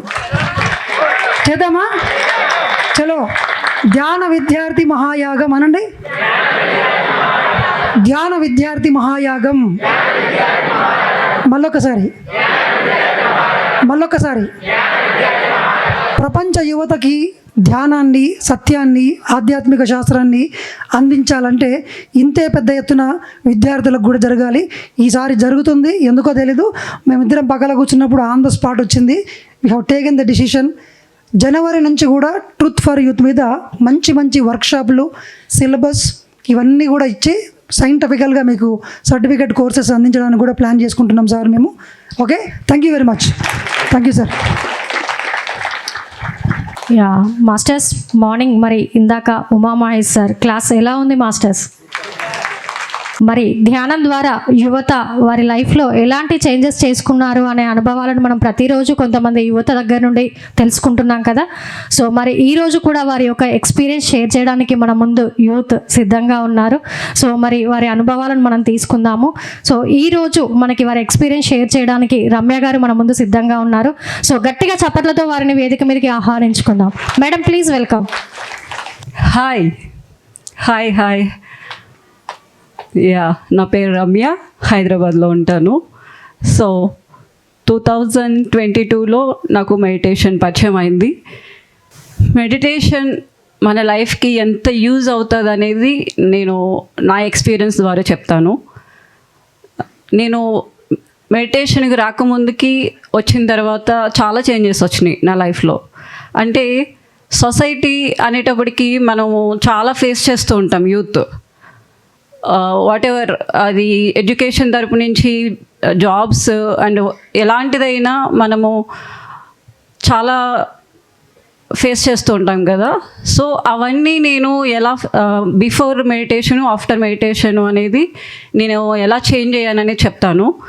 సో నాకు బిఫోర్ మెడిటేషను అసలు ఎవరు ఏమన్నా చాలా ఎక్కువ తీసేసుకునేదాన్ని, మనసుకి తీసేసుకొని ఫీల్ అయిపోవడము, అలా ఇలా అంటున్నారు అలా అంటున్నారు అని సంథింగ్ ఇలా ఉండడం. సో అదేమీ కాదు, జస్ట్ మనము నా ఎక్స్పీరియన్స్ ఏంటంటే మెడిటేషన్ తర్వాత నాలో చాలా కాన్ఫిడెన్స్ లెవెల్ పెరిగింది. అంటే నేను ఏదైనా సాధించగలను, నేను ఏదైనా చేయగలను. ఎందుకు చేయగలను? నాకు ఆ మెడిటేషన్ ఎంత పవర్ అంటే, మనము మెడిటేషన్ స్టార్టింగ్లో అందరూ 5 minutes 10 minutes చేస్తారు, కానీ యాక్చువల్గా మనము మన ఏజ్ ఎన్ని మినిట్స్ ఎంత ఉందో అన్ని మినిట్స్ చేస్తూ దాన్ని ఇంప్రూవ్ చేసుకుంటూ వెళ్తాం కదా. అలా నేను స్టార్టింగు 3 hours 4 hours అంటే కొన్నాళ్ళు ప్రాక్టీస్ చేసిన తర్వాత 3-4 hours వన్ సిట్టింగ్ కూర్చొని మెడిటేషన్ చేసేదాన్ని. సో అలా చేయడం వల్ల మనకి స్టెబిలిటీ అనేది పెరుగుతుంది. ఆ స్టెబిలిటీ, ఆ నెమ్మదత్వం, ఆ పేషెన్స్ అనేది మనకి మెడిటేషన్ ద్వారానే వస్తుంది. సో అంతకుముందు మెడిటేషన్లో నాకు స్టెబిలిటీ ఉండేది కాదు. వెంటనే సీరియస్ అయిపోవడము, నా నోటికి ఏది వస్తే అది మాట్లాడేసేదాన్ని. సో ప్రతిదానికి కాళ్ళు దూవుతాం అన్నట్టు ఉంటుంది మన పొజిషను. బట్ ఎప్పుడైతే మనం మెడిటేషన్ చేస్తామో, ఎప్పుడైతే మనము బుక్స్ చదువుతామో, ప్రతి నాలెడ్జ్ కూడా మనము చాలా ఈజీగా అర్థం చేసుకోవడానికి ఉంటుంది. సో ప్రతిదీ పాయింట్ టు పాయింట్ మనకి వెళ్తుంది మెదడుకి. అదే బిఫోర్ మెడిటేషన్ ఎలా ఉంటుంది, ఎవరేది చెప్పినా మనకి ఎక్కదు. ఏం చెప్తున్నా వాళ్ళని చాలా తక్కువగా చూస్తాము, మీరు చెప్పేదేంటి అన్నట్లుగా నెగ్లెక్ట్గా మాట్లాడతాం. సో అవన్నీ కూడా నేను చాలా చేంజెస్ చేసుకున్నాను. అలా చేసుకుని ఇప్పుడు నా పొజిషను, నా లైఫ్ స్టైలు ఎంత అద్భుతంగా ఉందంటే ఆఫ్టర్ మెడిటేషను ఎక్సలెంట్ అనమాట. అంటే మనము ఈ సొసైటీలో ఏవైతే ఎదుర్కొంటున్నామో యూత్, ఎస్పెషల్లీ యూత్, ఒక్కటే చెప్తున్నా, ఎవ్వరు మాటల్ని మనము మనసుకు తీసుకోకుండా మనం ఎప్పుడైతే ఉంటామో అనేవాళ్ళు చాలా అంటూ ఉంటారు. బట్ మనం అవి తీసుకున్నప్పుడు మన ఎనర్జీ లెవెల్స్ అనేవి చాలా డౌన్కి వెళ్ళిపోతూ ఉంటాయి. సో మనల్ని మనం కించపరుచుకొని మనల్ని మనం తక్కువ చేసుకుని మాట్లాడుకుంటూ ఉంటాము, మనం ఏం సాధించలేము అనుకుంటాం. సో అలాంటివన్నీ కూడా పోతాయి ఈ మెడిటేషన్ ద్వారా. సో నేను ఈ మెడిటేషన్లో చాలా బుక్స్ చదివాను. అండ్ ఎస్పెషల్లీ యూత్ ఎలా ఉంటే బాగుంటుంది అనేది నేను ఒక్క రెండు చెప్తాను. సో ఒకటేనండి, లైఫ్ అంటే no worry no hurry. Worry ఉండొద్దు, అలాగే హరీ ఉండొద్దు. మనం ఇక్కడ లైఫ్ తీసుకోవడానికి వచ్చాము. సో మనకి ఏ విధంగా లైఫ్ని లీడ్ చేసుకుంటూ వెళ్ళాలి. సో మనం ఏమనుకుంటాం అంటే ప్రతిదీ అచీవ్ నేను ఈ గోల్ పెట్టుకున్నాను, ఆ గోల్కి అచీవ్ అవ్వాలంటే నేను చాలా దానికోసం ఎక్కువగా ప్రాక్టీస్ చేస్తూ ఉండాలి. లేకపోతే అది చేయడానికి మనం రాత్రి కూడా నిద్ర లేకుండా చాలా కష్టపడుతూ ఉంటాం. సో మనం ఆల్రెడీ ఒక డిజైన్తో ఈ భూమి మీదకి వచ్చాము, సమ్ ఎక్స్పీరియన్స్ చేయడానికి ఈ భూమి మీదకి వచ్చాము, మనం ఒక ప్రణాళికతో వచ్చాము. వాట్ ఎవర్ మన ప్రయత్నం మనది కానప్పుడు జస్ట్ లీవ్ ఇట్, అంతే. అది అయిపోవాలి అనేది వేరు. మనం ట్రై చేసాము, కాలేదన్నప్పుడు ఓకే, ఇఫ్ ఇన్ కేస్ వేరేది ఏదైనా ఉంది ఇంకోటి. సో ఆ విధంగా మనము ప్రతి విషయాన్ని కూడా సింప్లిఫై చేసుకుంటూ ఉండాలి, కానీ హార్డ్గా వెళ్ళిపోకూడదు దేనికి కూడా. మైండ్ని మనము ఏం చేస్తూ ఉంటామో ఎక్కువ వరి ఇచ్చేస్తాం దానికి. జస్ట్ మనము భూమి మీద మనకి జీవించడానికి వచ్చినప్పుడు ఎంతో హ్యాపీగా సరదాగా యాక్సెప్టెన్సీలో ఉంటూ, అండ్ దెన్ ప్రతి ఒక్కరితో ఒక చిరునవ్వు. ఇక్కడ ఎంతమంది మార్నింగ్ లేసి మిమ్మల్ని మీరు అద్దంలో చూసుకొని నవ్వుకుంటారు? ఎవరైనా ఉన్నారో నవ్వుకునే వాళ్ళు? మిర్రర్లో మిమ్మల్ని మీరు చూసుకొని మీ సెల్ఫ్ని లవ్ చేసుకుంటూ ఉండేవాళ్ళు ఉన్నారా? హేట్ చేసుకునేవారా? ఓకే, హేట్ చేసుకునే కానీ అది ప్రాబ్లం కాదు. బట్ హేటింగ్లో కూడా మిమ్మల్ని మీరు హేట్ చేసుకుంటున్నారు కదా, అదే గొప్ప. అంటే ఎదుటోళ్ళు హేట్ చేసుకునే కంటే కూడా మీరు మిమ్మల్ని హేట్ చేసుకుంటున్నారు, అది ఇంకా హ్యాపీ, ఇంకా ప్రాబ్లమే ఉండదు అసలు. సో ఆ విధంగా ఏంటంటే లైఫ్ని ఎక్కువ వరీ చేసేసుకోవద్దు, హరీ అయిపోవద్దు. సింప్లిఫైజ్గా మీకు ఏ విధంగా కావాలనుకుంటున్నారో ఆ విధంగా లైఫ్ని ఎంజాయ్ చేయండి.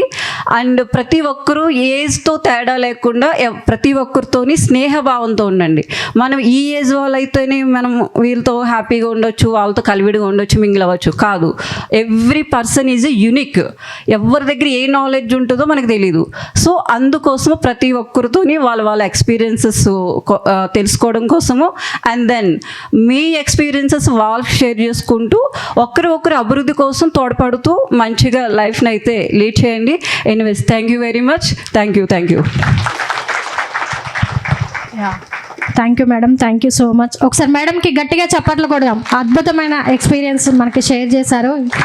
సో మరి నెక్స్ట్ వారి యొక్క అనుభవాన్ని షేర్ చేసుకోవడానికి మన ముందు సిద్ధంగా ఉన్నారు లోహిత్ గారు. వారిని గట్టిగా చప్పట్లతో వేదిక మీదకి ఆహ్వానించుకుందాము.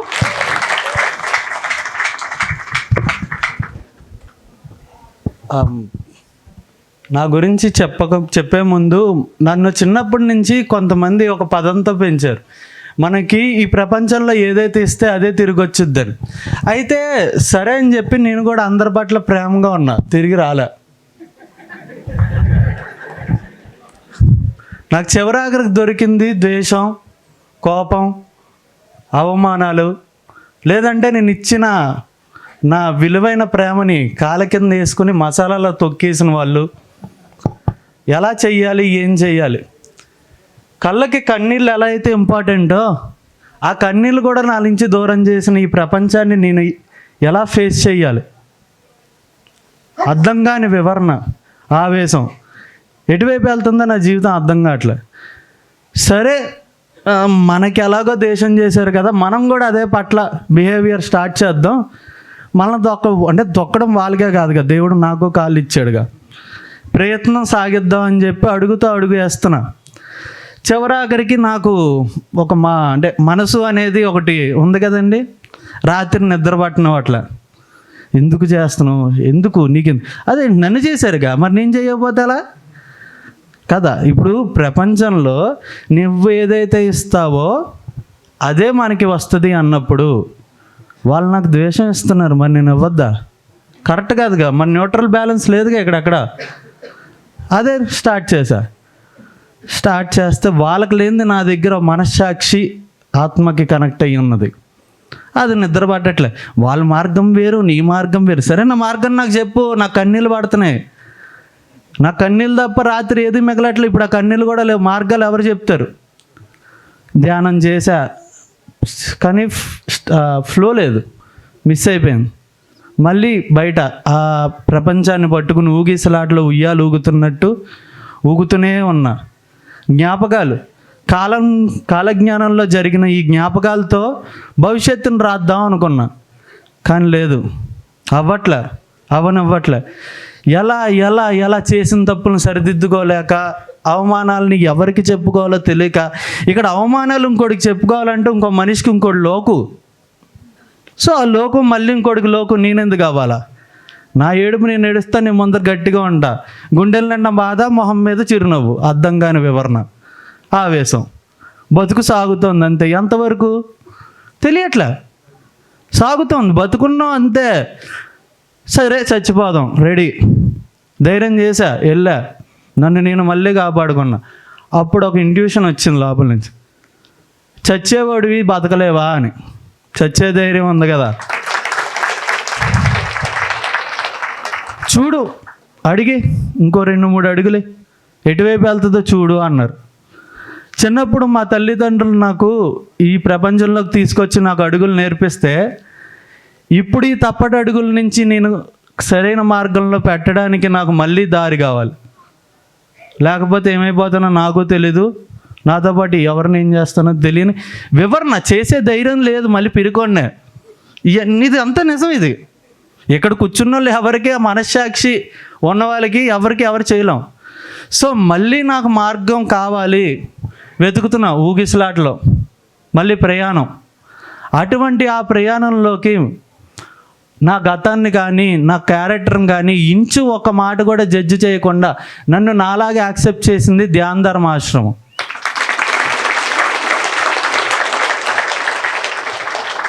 ముఖ్యంగా నువ్వు ఏం కావాలని అడిగే వాళ్ళు ఎక్కువ. నువ్వేంటి, నువ్వేమిస్తావు, నువ్వేం చెయ్యొద్దు, కూర్చో అని చెప్పిన వ్యక్తి రాము సార్. నాకు మళ్ళీ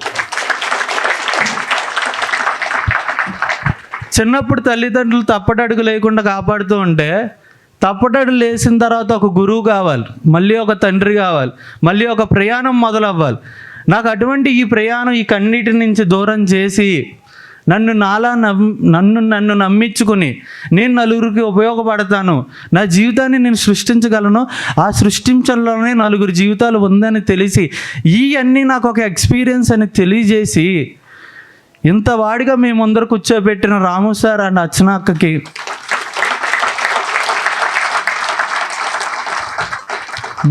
నాలాంటి ఎంతోమంది యువత దారి తప్పిపోయారు, తెలిసి కాదు తెలియకుండా, కానీ తెలిసి కూడా అక్కడే ఇరుక్కున్న యువతకి మళ్ళీ దారి ఈ ధ్యాన ధర్మాశ్రమం. ఎందుకంటే చెప్పే గురువు కూడా జ్ఞానవంతం, అంటే ఆ స్టేజ్ నుంచి రావాలి, అది అర్థం చేసుకోవాలి. ప్రతి వాళ్ళు చెప్తారు, ప్రతి మాట బాగుంటుంది, కానీ మనం నిలబడేది ఎక్కడ అనేది సరిగ్గా లేకపోతే, మన నిలకడకి వాల్యూ లేకపోతే మనం అక్కడే ఉండిపోతాం. సో నాకు ఈ ప్రయాణం కొద్దిగా హ్యాపీగా వెళ్తుంది అంటే కారణం ధ్యాన ధర్మాశ్రమం. అండ్ ఇంకోటి, ఈ ప్రయాణంలో మనం అందరూ హ్యాపీగా వెళ్ళడానికి నాకు ఇంకా సపోర్ట్ కావాలి. అది మీ అడుగుల శబ్దంలో కావాలి. నేను మీతో పాటు మళ్ళీ ప్రయాణించడానికి నేను మిమ్మల్ని కోరుకుంటున్న వాక్యం ఏంటంటే, అందరం కలిసి ధ్యాన జగత్తులో పాల్గొందాం. వివరణ తెలియని వాళ్ళకి వివరణ తెలియజేద్దాం, కన్నీటి బాధల నుంచి దూరం చేద్దాం. నాకు మీ అడుగుల శబ్దం నాతో ఎప్పుడు తోడు ఉంటుందని కోరుకుంటూ ఈ ఎక్స్పీరియన్స్ ఇక్కడితో ముగిస్తున్నాను. అండ్ నా నామం శ్రీపాద సాయిరాం లోహిత్. నామం ఏదైనా పలుకు నేనే. ఇది లోపల కవి ఎంతమందికి కనిపించాడు? నాకు ఇప్పుడే కనిపిస్తున్నాడు.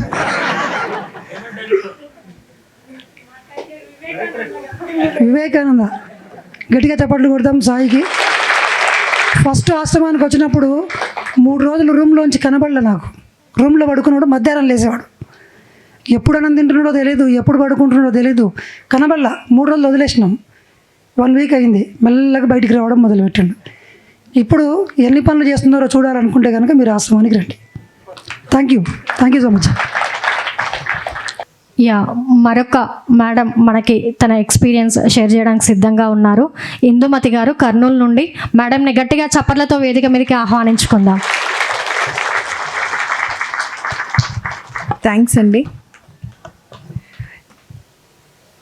చిన్నపిల్లలందరికీ, నా తోటి వయసు వారందరికీ కూడా హాయ్, అండ్ అలాగే పెద్దవాళ్ళందరికీ కూడా నమస్కరిస్తున్నాను. నా పేరు ఇందుమతి అండి, నేను కర్నూలు నుండి వచ్చాను. సో ఇలాంటి ఈ కర్తాల్ ప్రాంగణంలో ట్రూత్ ఫర్ యూత్ అంటూ ఇక్కడ ఈ కార్యక్రమం జరపడం అద్భుతం. Sir, first of all thank you so much నాకు ఈ వండర్ఫుల్ ఆపర్చునిటీ ఇచ్చినందుకు. అండ్ ఈ ట్రూత్ ఫర్ యూత్ అనేది కేవలం వయసుకు సంబంధించినది కాదు, అందరికీ సంబంధించినది అని చెప్పి దానికి మించి మీరంతా కూడా ఇక్కడికి వచ్చినందుకు ఫస్ట్ ఆఫ్ ఆల్ మీ అందరికీ కూడా కృతజ్ఞతలండి. సో ఒకప్పుడు ఇంత అనర్గళంగా, ఇంత ధారాళంగా మాట్లాడడానికి వచ్చేది కాదు. ఒక టీచర్ అయ్యుండి కూడా వచ్చేది కాదు. అంటే భయంగా ఉండేది, మనసులో ఏమనుకుంటారు అన్న ఒక ఫీలింగ్ ఉండేది. వాటన్నింటినీ ఓవర్కమ్ చేసింది నా ఈ ధ్యాన సాధన. సో ఇందాక రమ్య వచ్చారు, లోహిత్ వచ్చారు, ఎంత చక్కగా మాట్లాడారు. వాళ్ళు మాట్లాడుతుంటే ఇంకా వినాలనిపించింది కదా, అప్పుడే టైం అయిపోయింది అన్నట్టు.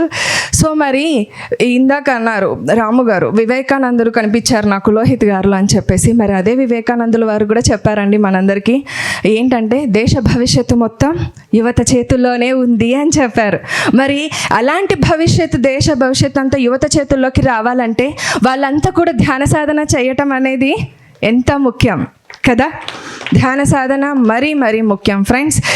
ఈ విషయం నేను ఇక్కడ కర్తాల్కి ఇక్కడ 2002లో యువత కొరకే ప్రత్యేకమైన కార్యక్రమం జరిగినప్పుడు అది చూసి ఇన్స్పైర్ అయ్యే నేను కూడా కర్నూలులో స్వతహాగా ఒక పైమ బాధ్యతల్ని తీసుకున్నాను అనమాట.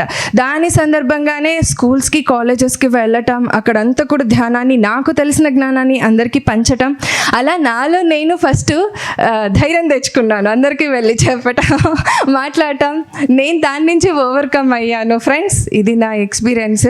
అలాగే ముందుగా దుఃఖం నుంచి, బాధల నుంచి ఎలా అవ్వాలి, ప్రతిదీ ధ్యానం అంటే మార్పు కదా, ఇదంతా మార్పును తీసుకొని వస్తుంది ధ్యానం. సో మరి దీని ప్లస్ యువత ముఖ్యంగా ధ్యానం చేయటం చాలా చాలా చాలా ఇంపార్టెంట్ ఫ్రెండ్స్. ఎందుకంటే దేశ భవిష్యత్తు ఎవరి చేతుల్లో ఉంది? యువత చేతుల్లోనే ఉంది. కాబట్టి మరి అలాంటి యువత ముందుకు రావాలంటే ధ్యానం ఒక్కటే శరణ్యం. సో అండ్ ఇంకొకటి, పత్రి సార్ మనకి చక్కటి అవకాశాన్ని ఇచ్చారు, ఎక్కడ కూడా చూడలేదు. అఫ్కోర్స్ మనకు అందరికీ అన్ని చోట్ల యువత కోసం ప్రత్యేకంగా మోటివేషన్ క్లాసెస్ అవన్నీ కూడా జరుగుతుంటాయి. కానీ ధ్యానంతో నన్ను నేను తెలుసుకోగలిగాను, నా గురించి నేను తెలుసుకోగలిగాను. ఎంతసేపైనా మన దృష్టి ఇలా ఉంటుంది కదా, బయట వైపుకే ఉంటుంది, నేనేంటో నాకు తెలీదు. ఎంతసేపైనా ఇందు అంటే ఈ శరీరం ఇలాగే కనిపిస్తున్నది, ఇంతవరకు కాదు. నీ అంతర్ప్రయాణం నువ్వు చేస్తేనే, నీ గురించి నువ్వు తెలుసుకుంటేనే నువ్వు ఎదుటి వ్యక్తికి ఏమనేది చెప్తావు, తెలుసుకోగలుగుతావు, అర్థం చేసుకోగలుగుతావు. సో ఇలాంటి మార్పులన్నీ వస్తాయండి. అందుకే ధ్యానం అనేది తప్పనిసరిగా చేయాలి. థ్యాంక్ యూ సో మచ్ నాకు ఈ వండర్ఫుల్ ఆపర్చునిటీ ఇచ్చినందుకు. So much. ఒకసారి మేడంకి గట్టిగా చప్పట్లు కొడదాం. అద్భుతమైన ఎక్స్పీరియన్సెస్ షేర్ చేశారు. సో మరి నెక్స్ట్ వారి యొక్క అనుభవాన్ని షేర్ చేసుకోవడానికి జైపాల్ యాదవ్ గారు ఉన్నారు. సో వారికి గట్టిగా చప్పట్లతో స్వాగతం పలుకుదాము. Sir please welcome.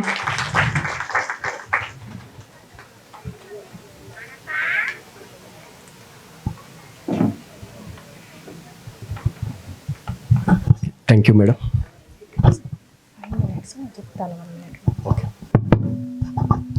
Okay masters, అందరికీ నమస్కారం.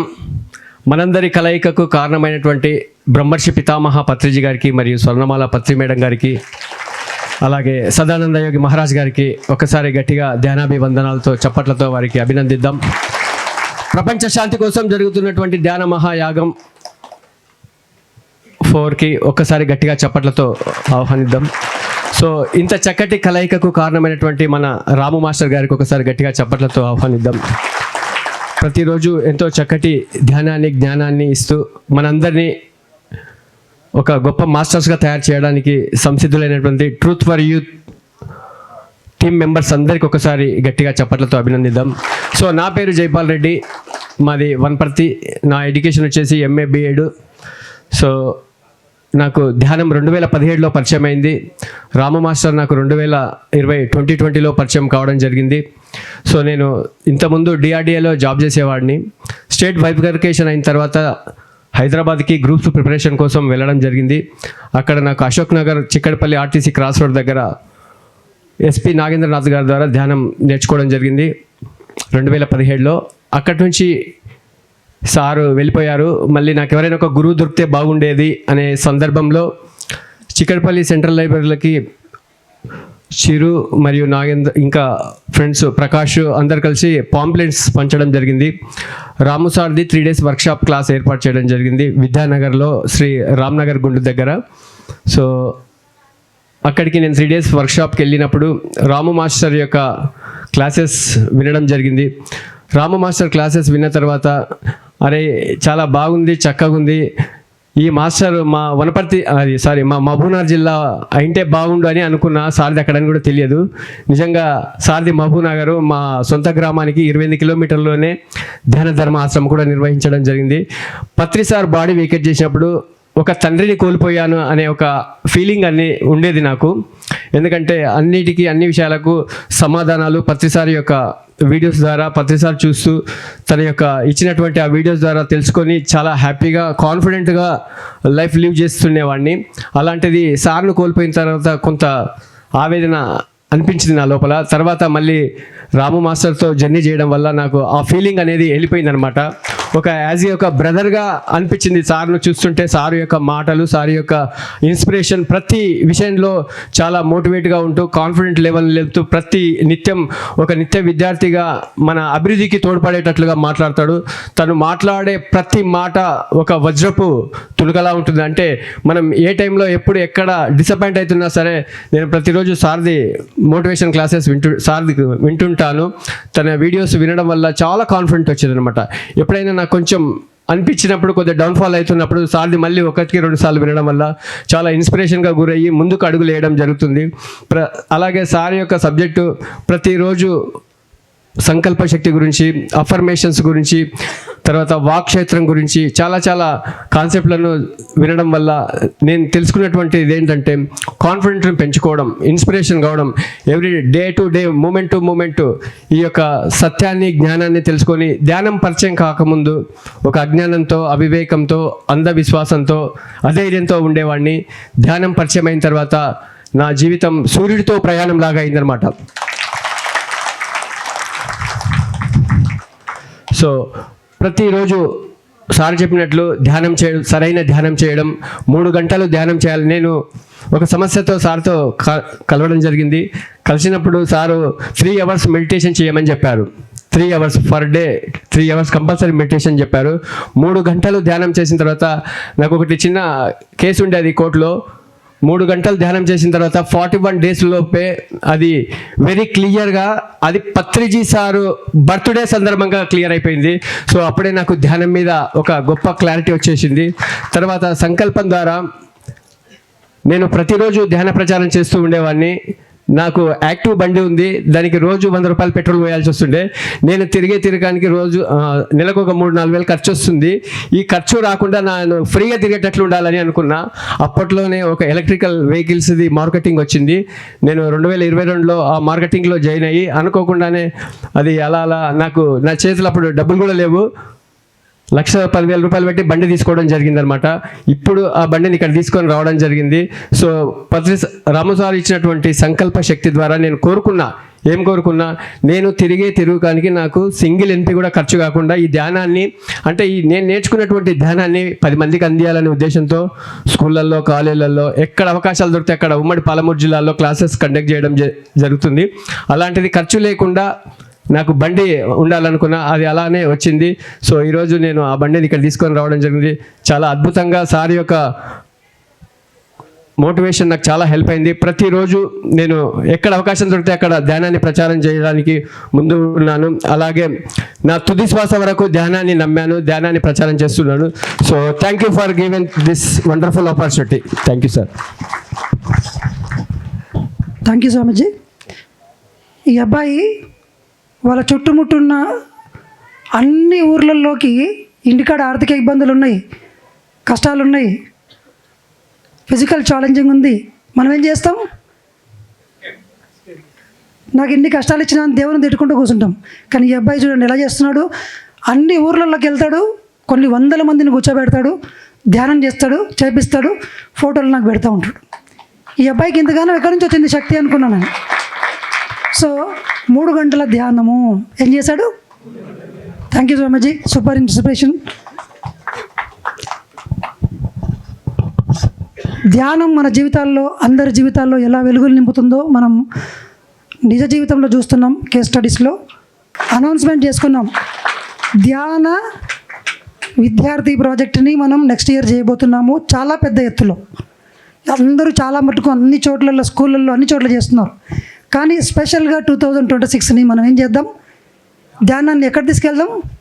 యువత దగ్గర తీసుకెళ్దాము. ఎంతమంది రెడీగా ఉన్నారు? Spiritual science teacher training, meditation teacher training ఉంటుంది, జనవరిలో స్టార్ట్ అవుతుంది. అందరూ మీ నెంబర్స్ ఇచ్చి వెళ్ళండి. వెళ్ళేటప్పుడు మీ అందరికీ మెసేజెస్ వస్తాయి.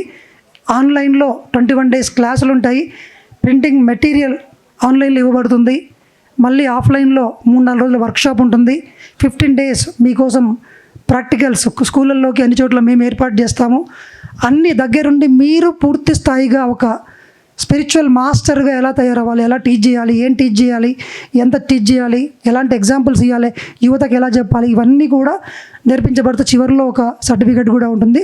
3 months course, teacher training, meditation teacher training course. చెప్పండి ఒకసారి,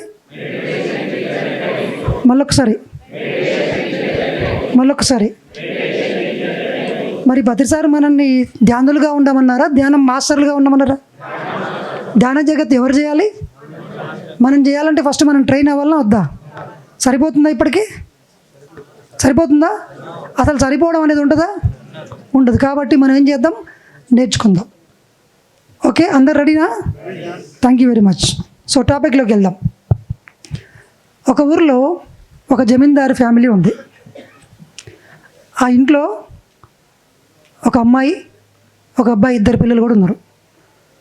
ఆ జమీందారు ఫ్యామిలీ ఆ ఊరికి చాలా గొప్ప, మంచి సేవా దృక్పథం కలిగినటువంటి ఆ ఇంట్లో వీళ్ళందరూ చక్కగా అన్ని ఊర్లతో అంత మంచిగా చేసుకుంటూ మంచి రాయల్గా కుటుంబాన్ని, పిల్లల్ని, చుట్టుపక్కల ఉన్న ఊర్లను అన్నిటిని మంచిగా చూసుకుంటున్న టైంలో ఆ కుటుంబ యజమాని కాస్త చనిపోయాడు.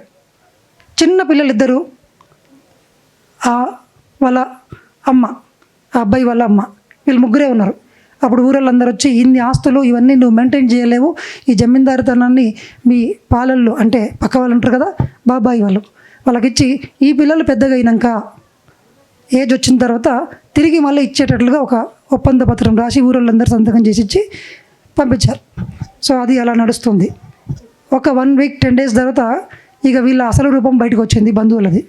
ఈ పిల్లల్ని బయటికి దుబ్బేయడము, వాళ్ళు మొత్తం ఓన్ చేసుకోవడము, ఆ పిల్లల్ని నానా చిత్రహింసలు పెట్టడము, ఫుడ్ పెట్టకపోవడము, ఇవన్నీ చేస్తూ ఇంకా పూర్తిగా మెల్లగా వీళ్ళు ఆ జమీందారు ఇంట్లోంచి, ఆ ఆస్తుల్లోంచి మొత్తం బయటికి వదిలేసిండ్రు. ఎవరో కొంతమంది ఆ ఊర్లలో ఉన్న వాళ్ళు వ్యతిరేకంగా ఇలా ఎందుకు చేస్తున్నావు అని అడగడానికి వచ్చినప్పుడు ఏం చేసిండ్రు? కొన్ని ఇచ్చిండ్రు, అంతే. ఏమైంది? ఇది మనందరికి బాగా తెలుసు, ఈ కాలంలో ఎలా జరుగుతుంది. అక్కడ అదే జరిగింది, అప్పుడు ఇప్పుడు ఒకటే. సో అది జరిగింది. సో ఈ పిల్లలు ఈ చిన్న పిల్లల్లో తీవ్రమైన కోపం, ద్వేషం. ఎంత ద్వేషం పెరిగిందంటే ఆ పిల్లగాడితో పాటు వాళ్ళ అమ్మకు కూడా ఆ కోపం నిండుగా వచ్చింది. తనకు జరిగినందుకు కాదు, తన పిల్లల్ని వీధిలో పడేసి తిండి లేకుండా, నిద్రలు లేకుండా రోడ్డు మీద బతుకుతూ ఉంటే రాజాలాగా బతకాల్సిన పిల్లల్ని ఇలా చేసినందుకు ఆ ఊరి మొత్తం మీద 2 తీవ్రమైన కోపం వచ్చింది. అది రోజు రోజు పెరిగి 18 ఏటో వచ్చింది. చూస్తాను 18వ ఏట్లో వచ్చినప్పుడు నాకు వస్తుంది కదా తిరిగి అని తనను తాను సంపాదించుకుంది. 18 years అయింది. ఆమె సంపాదించుకున్న డబ్బులన్నీ ఊరందరిని పిలిచి భోజనాలు పెట్టి ఈరోజు మాకు ఇవ్వండి అని చెప్తే ఊరందరిని అప్పటికే మేనేజ్ చేసేసిండ్రు వీళ్ళందరూ. తిరిగి 18 ఏళ్ళ వయసు లేదు, ఏమీ లేదు, అంత అయిపోయిందని చెప్పేసి మెడబట్టి బయటకు దుబ్బేసిండ్రు. అప్పుడు ఎలా ఉంటుంది? ఇంకా ఉన్న హోపు పోయింది. అప్పుడు తన లోపల ఉన్న కోపం, బాధ, ఏం చేయలేం. ఏం చేయాలంటే ఊరు మొత్తం ఉంది, అక్కడ సంపద, డబ్బులు ఉన్నాయి, పలుకుబడి ఉంది, జనాలు ఉన్నారు, అధికారం ఉంది, ఏమీ చేయలేని పరిస్థితి. తన లోపల ఒకటే కోరిక వచ్చింది. పిల్లోని పిలిచింది, ఈ డబ్బులంతా తీసుకో, ఎక్కడికి పోతావో నాకు తెలీదు, నువ్వేం చేస్తావో తెలీదు, నా ప్రతీకారాన్ని నువ్వు తీర్చాలి. ఏం చేయాలన్నది వాడికి ఉంది, వాడు కూడా పెద్దగా అయ్యిండు. సో ఏం చేయాలా? డబ్బులు లేవు, బలం ఉందా? లేదు, బక్కగా ఉన్నాడు పొరగాడు. అప్పుడు విన్నాడు, ఆ కొండ దగ్గర ఎవరో ఒక క్షుద్ర శక్తులు నేర్పించే ఒక మాంత్రికుడు ఉన్నాడు, ఆయన దగ్గరికి వెళ్తే ఆయన విద్య నేర్పిస్తాడు తెలుసుకున్నాడు. ఏం చేశాడు? అక్కడికి వెళ్ళాడు, అన్నీ తీసుకుపోయి అవన్నీ ఇచ్చి మొత్తం చెప్పండి స్టోరీ అంతా. నీ స్టోరీ చూస్తే నాకు అర్థమైంది, నీకు ఖచ్చితంగా పగ తీర్చుకునే అవకాశం నేను ఇస్తాను, నేను చెప్పినట్లు చేయాలి. ప్రాణాన్ని మీ కాళ్ళ ముందర పెట్టేస్తున్నాను, చెప్పండి. వడగళ్ళ వానని తన మంత్రశక్తితో సృష్టించే విద్యను నేర్పించండు. ఏం విద్య నేర్పించండు? నేర్చుకున్నాడు. ఆ కసి దానిగా మార్చుకున్నాడు సాధనగా. చూడండి, మనిషి లోపల ఏదైనా సాధించాలంటే ఏముండాలి? కసి ఉండాలి. ఆ దెబ్బ తగిలిన పెయిన్ నుంచి ఇప్పుడు వచ్చిన లీడర్లు అందరూ ఎక్కడి నుంచి వచ్చిండ్రు? ఇక్కడ ఈ మన హీరో కూడా, కథలో హీరో కూడా ఆ పెయిన్ నుంచే వచ్చిండు. కానీ ఇక్కడ ఒక చిన్న ట్విస్ట్ త్వరగా చెప్తాను. మంచిగా శక్తులన్నీ నేర్చుకున్నాడు, సిద్ధంగా ఉన్నాడు, వెయిట్ చేస్తున్నాడు పగ తీర్చుకోవడానికి. ఇప్పుడు తను ఆజ్ఞాపిస్తే వడగళ్ళ వర్షం కురుస్తుంది. ప్రకృతిని శాసించే విద్యను నేర్చుకున్నాడు తన మైండ్ పవర్ను ఉపయోగించి. ఏ పవర్ను? బాగా గుర్తుపెట్టుకోండి, చివరిలో అడగని చెప్తాను, మర్చిపోతే నాకు సంబంధం లేదు, మీరే గుర్తు చేయాలి. ఇక పంటలన్నీ పండినాయి అద్భుతంగా, పిల్ల పాపలు, పాడి, పశువు అన్నీ బంగారంలాగా ఊరంతా ఉంది. కొండ మీదకి నడుచుకుంటూ వెళ్ళాడు, పైన కూర్చున్నాడు, మంత్రోచ్చారణ స్టార్ట్ చేసిండు. అక్కడ ఎప్పుడూ లేని అకాల వర్షాలు స్టార్ట్ అయినాయి, మేఘాలన్నీ కమ్ముకున్నాయి, భయంకరమైన తుఫాను వచ్చింది, వడగళ్ళ వాన కురిసింది. 10 నిమిషాల్లో మొత్తం పంటంతా నాశనం. ఇంకొక 10 నిమిషాలు చెప్పించిండు, ఇళ్ళన్నీ కూలిపోయినాయి. ఇంకొక 10 నిమిషాలు ఊర్లో ఇళ్ళన్నీ కూలిపోయినాయి, పాడి పశువులు చనిపోయినాయి. కోపం తీరలే, ఇంకా తీరలా, ఇంకా పఠిస్తూనే ఉన్నాడు. ఊరిని ఎంత నాశనం చేయాలనో అంతా నాశనం చేసిండు. ఆ కోపము ఒక శక్తి అనమాట, అది అన్లిమిటెడ్ కాదు. ఆ శక్తి ఖర్చు అయిన తర్వాత చల్లగా కూర్చుంటాం మనం ఎప్పుడు ఒకటే స్టేజ్లో ఉండలేము కదా. తీవ్రమైన కోపం వస్తుంది, కొంతసేపు అయిన కానీ మనకు చల్లగా అవుతాము. అప్పుడు ఏమనిపిస్తుంది? అరే నేను ఇలా చేశానేంది అనుకుంటారు. సో వాడికి అర్థమైంది కోపం ఎవరి మీద? వాళ్ళ బంధువులు కొద్దిమంది ప్రముఖుల మీదే, కానీ ఎవరి మీద తెచ్చుకున్నాడు? అందరి మీద తెచ్చుకున్నాడు. చిన్న పిల్లలు, పంట మొత్తం పోయింది, ముసలోళ్ళు, లేడీసు, ఇళ్ళు పోయినాయి, జంతువులు ఏం చేసినాయి. అప్పుడు స్టార్ట్ అయింది మనస్సాక్షి. ఒరే నువ్వు ఎంత పెద్ద పాపం చేసినావో తెలుసారా అని చెప్పి. ఇంకా వాడు అంతకుముందు ఉన్న కోపం కన్నా ఇప్పుడు ఇంకొక బాధ తీవ్రంగా వచ్చింది, దాన్ని మించి తపన వచ్చింది. నేను ఏం చేయాలి, నేను ఇంకా అయిపోయింది నా పని, నాకు ఇంకెవరూ ముక్తి కలిగించలేరు అనుకున్నాడు. కానీ లోపల నుంచి ఇంకొక వాయిస్ అనిపించింది, ప్రతి దానికి సొల్యూషన్ ఉంది. అప్పుడు అడిగాడు, నాకు ఈ నరకం నుంచి బయటకు పడేసి నాకు గురువు కావాలి. నడుచుకుంటూ వచ్చినప్పుడు తెలుసుకున్నాడు ఆయన, ఒక చోట గురువు ఉన్నాడు. ఆ గురువు దగ్గరికి వెళ్తే, కానీ ఆ గురువు నిన్ను తీసుకుంటాడో తెలీదు, తీసుకుంటే మాత్రం నువ్వు బుద్ధుడు అవుతావు. ఆయనంత మహాగురువు ఈ హిమాలయ పర్వత పాదాల్లో ఎక్కడా లేడు. ఆయన పేరు మార్ప. ఏం పేరు? వెళ్ళు అన్నాడు. వెళ్ళాడు. వెళ్ళిన తర్వాత అక్కడ ఒక పొలం దున్నుతూ ఉన్నాడు. అతను ఏం చేస్తున్నాడండి? దూరం నుంచి చూసి వెళ్ళాడు. అక్కడ వెళ్ళిన తర్వాత ఆ పొలం దగ్గరికి వెళ్ళిన తర్వాత ఆయన డైరెక్ట్ ఏమీ అడగల, ఆ నాగల చేతుల్లో పెట్టి దున్నేసి మా ఇంటికి రా అన్నాడు. ఎందుకు, ఎవరు, నువ్వు ఎందుకు వచ్చినా ఈయనకు అంతా తెలుసు. ఇంకా వేరే మార్గం లేదు, ఆయన మాట్లాడాలంటే కూడా నేను ఈ పని చేసిపోవాలి. చేసిపోయిన తర్వాత ఆయన ఏమి వినలే. ఇంకా నెక్స్ట్ నువ్వు రా అని చెప్పి తోలుకొని పోయి, ఇక్కడ ఒక పెద్ద ఇల్లు కట్టాలనుకుంటున్నాను, నేను 7 అంతస్తుల భవనం నిర్మించు అని చెప్పాడు. సరే నువ్వు నాకేం చెప్పకన్నాడు. ఏమి వినట్లేదు. మాటలు చెప్తే వింటే కదా తర్వాత అవన్నీ ఏమన్నా చేద్దాము. వినట్లేదు. కానీ ఇంకో ఆప్షన్ లేదు, ఈయన ఒక్కడే. సో ఆ ఇల్లు కట్టడానికి ఆయనకు ఒక 5-6 సంవత్సరాలు పట్టింది. ఒక్కడే కట్టాలా? తర్వాత వచ్చిండు, స్వామీజీ ఇల్లు కట్టాను. పోయి చూసి నేను మనసు మార్చుకున్నాను స్వామీజీ. ఏం మార్చుకున్నాను? నాకు ఈ ఇల్లు ఇట్లా వద్దు, ఇట్లా ఉల్టా తిప్పి కట్టన్నాడు. డల్ అయిపోయాడు, కింద పడ్డాడు. కానీ మార్గం ఉందా? ఈడ లోపల మంట చంపుతుంది. కంఫర్ట్ జోన్లో ఉంటే కనుక అన్నీ బాగుంటాయి అని చెప్తే నువ్వు చెప్పేది ఏంటంటాడు. మనం కష్టం ఉంది కాబట్టే, నొప్పి ఉంది కాబట్టే అంత చేయగలుగుతున్నాడు. బాగా గుర్తుపెట్టుకోండి, కష్టము నొప్పి విలువ చాలా గొప్పది మన జీవితాల్లో, చాలా చాలా గొప్పది. దాన్ని సరిగ్గా గౌరవిస్తే మీరు అవుతారు. సో మళ్ళీ ఆ ఇల్లు మొత్తం గుల్లగొట్టడానికి మళ్ళీ 1 సంవత్సరం పట్టింది. 7 అంతస్తుల బిల్డింగ్ మొత్తం క్లీన్ చేసిండు. మళ్ళీ కొత్తది కట్టాడు. కట్టి తీసి అట్లా ఎన్నో అయినాయి. చివరికి ఒకరోజు వాళ్ళ భార్య వచ్చి, ఎందుకు అంత క్రూరంగా ప్రవర్తిస్తున్నావు నువ్వు? ఆ చిన్న పిల్లోడు, వాని మీద కరుణ చూపొచ్చు కదా అంటే, వాడి కర్మను నువ్వు తీరుస్తావా?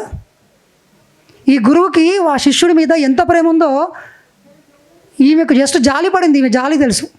అది జాలి, మనందరం చూపించేది జాలి, మన పిల్లల మీద కానీ సమాజం మీద కానీ. ఈ గురువు కరుణ చూపిస్తున్నాడు. ఏం చూపిస్తున్నాడు? మన సారు తంతాడు మన మొహం మిన్నే. అది కరుణ, కోపం కాదు. అందరూ అనుకున్నారు తప్పు. కరుణ. మనం సరిదిద్దిండి అప్పుడే. అప్పుడు చెప్పాడనమాట, వాడు ఈ భూమి మీద 100 జన్మల్లో చేయాల్సిన కర్మనంతా ఒక్కటే జన్మలో ఒక్కరోజే సంపాదించుకున్నాడు వాడు.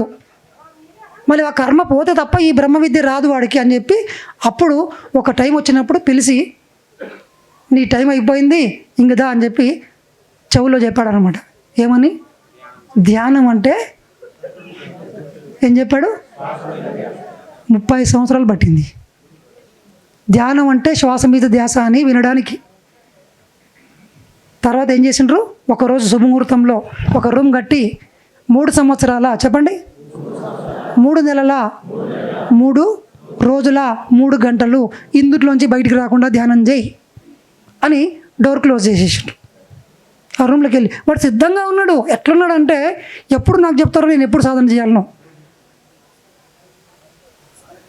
కూర్చున్నాడు. బయటకు వచ్చిండు ఒక నవీన బుద్ధుడిలాగా, తేజోవంతంగా వచ్చిండు. అప్పుడు గౌతమునికి ఏం జరిగిందో, సిద్ధార్థుడికి ఏం జరిగిందో, ఇక్కడ ఈ మన హీరోకి కూడా అదే జరిగింది. 3 సంవత్సరాల 3 నెలల 3 రోజులు కళ్ళు మూసుకొని ఏకదాటిగా మనసుని ఏం చేసిండు? కొడుతూ పోయిండు. మొత్తం వడగళ్ళ వాన లోపల సృష్టించిండు. లోపల ఉంది, అదంతా పోయింది. మనసు శూన్యమైంది. లోపల ఆత్మ కనిపించింది. కేవలం ఏం చేశాడు తెలుసా? ఏం పట్టుకున్నాడు?